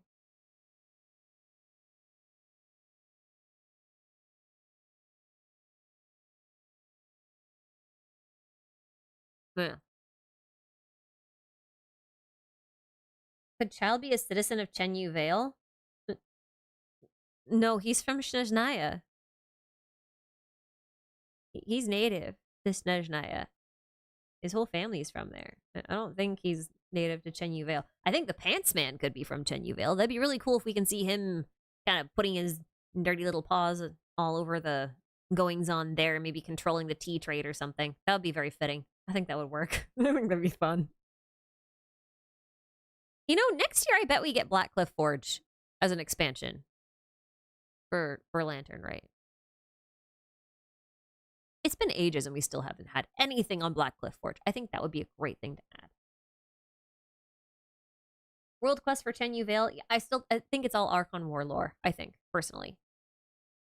I don't know what to really expect about Gumming in terms of lore there. Like I said, he is referencing a son of a dragon king from Chinese mythology, so that'll be interesting to see what he's all about. I really think that his little character thing might be a Guoba-ish situation, which may also tie into the lore of Chenyu Vale, which might be why he's showing up now, which would be really cool. So I think all of my predictions. I think that's all of them. Yeah. I didn't miss anything, did I? I probably did. B, thank you so much for the super chat. Thanks for the stream. I always look forward to when your videos come out. You always have such a way of presenting things in such an interesting, digestible, and cohesive way. Keep up the great work. Thank you so much. I'm doing my best. That's like the only skill I think I have is being able to put puzzle pieces together. I don't always have the best puzzles, but I can usually put them together in some way that makes them look like the puzzle pieces work.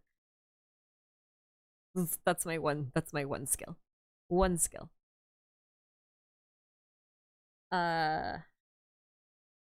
Ren R. Nouvelette, when talking about Zhongli is the most harsh compared to others, do you think he works with the Zhongli theory you made about the Leviathan and the Behemoth? I think it's more to do with age, really. I really think it's more to do with age, but it could have something to do with that. I don't know how I feel about this cooking minigame. What's my theory on Paimon's true identity? Huh. My dogs are censoring me. Can you hear that? Oh, you have friends. You want to go see your friends? Well, come. What? What? Oh, you're so loud. Okay. No. Levi, shush. I know, big guy. Here's a good boy. I have to put them outside.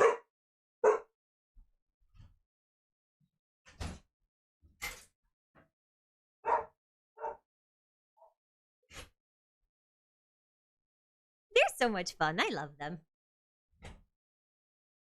Anyway, I think that's it. My dog censored me. They don't want me to answer that question, so I'm not going to answer that question. Okay, actually, I'll give you one crack idea, okay? I'll give you one crack idea. I think that if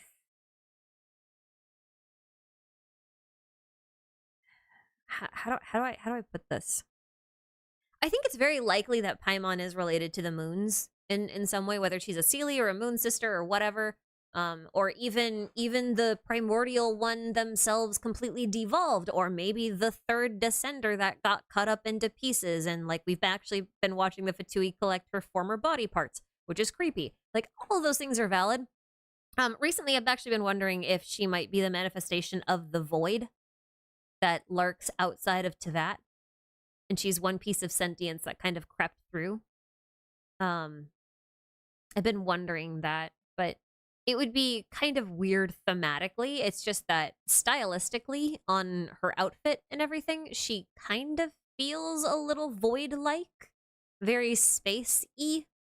And so like I've been thinking if she might be like a white hole or a black hole or something, like the manifestation of one in like a little sentient package. Because it would explain why she's always hungry and why she eats so much stuff, because black holes just eat and eat and eat and eat and eat and eat and eat. And yeah, anyway. That's complete crack. I don't know how likely it is compared to her other options, but like that's what I can offer right now. Similar to Saw? I mean, maybe. Is Saw like a black hole? I gotta look back into Saw stuff. I actually haven't watched all of chapter 42, and I should. And I will. I've just been busy. Alrighty. I think that's it for today. I'm gonna head off. I'm gonna see if we can get Roosevelt on sometime this weekend in order to kind of like chill out on co-op and see if she wants to hang and answer questions and talk about lore and be chaotic. So stay tuned for that. Other than that, I am currently working on the Narts and Kreutz complete recap and analysis video, which is 64 minutes. So this is the quest that broke my 1 hour limit rule, because I've never made a video that long before. I think my longest one is 52 minutes, maybe? I think that's my longest one. Unless you count my multi-part series, which I don't because they're individual videos. So this is one video, 64 minutes. It's gonna be long. It's gonna take me a little while. I'm working on it slowly. But that's the next one out. And then after that, we're gonna start doing shorter theories for a bit because I have a lot of little ones to share. So. All right, that recap scares me. Okay, to be fair, the first like 27 minutes are the recap, and the rest of it is an analysis of Caterpillar, Elaine, Marianne, and then Renee. And then at the very end, there is a theory about how all of it ties together and what it's actually foreshadowing within the game. So that's basically how it's structured. That said, I have over 40 pages of cut content. The script itself was already 10,000 words, and I have 40 additional pages of stuff I cut. That stuff will probably find its way into other videos, so it's not like it's lost. It's there. I'll do something with it. I just decided that in the interest of time and everyone's sanity, it was probably just best if I stuck to only including analyses on the stuff that would never make it into any other video. So, yeah.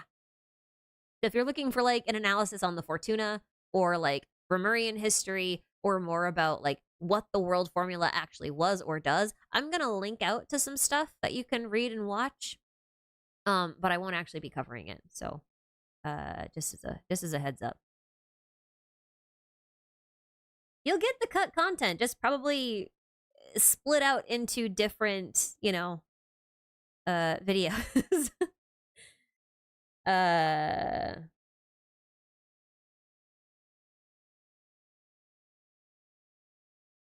I know you guys would watch a theory that was like 2 hours long like that, but I don't think I could actually like coherently put together a theory that was that long and not lose the plot and still make it easy to digest and remember. Because that's like my main goal when I make theories. Like I'm trying to make this stuff so that you guys can remember it or like you understand what the goal was, like what the actual core theory was that we're trying to support with all of this evidence that I spent a half hour laying out, right?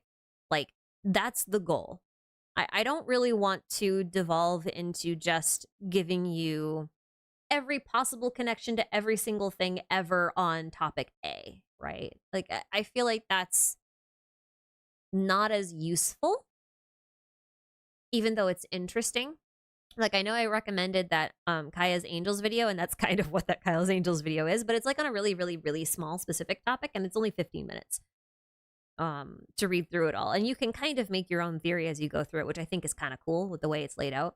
But I don't want to do those kinds of videos necessarily because I do feel like they're a little difficult to remember and to know what to do with them. Right? So. But yeah, like all the content will find its way elsewhere. It won't be in this video. Well, too much to do. So, yeah. Anyway, I'm gonna head out for now. I got a lot to do today, as you see. This video is gonna take me a while. And yeah, when is the Electro Sovereign one coming? That one's actually pretty simple. So probably I don't know if it'll be the one right after the Narcissus and Croits because there's one more that I want to do before then.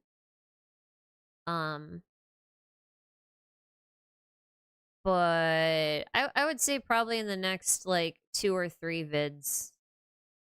It's pretty high up on the queue because it's very straightforward and it's not that long. So, yeah. All right, I'm gonna go.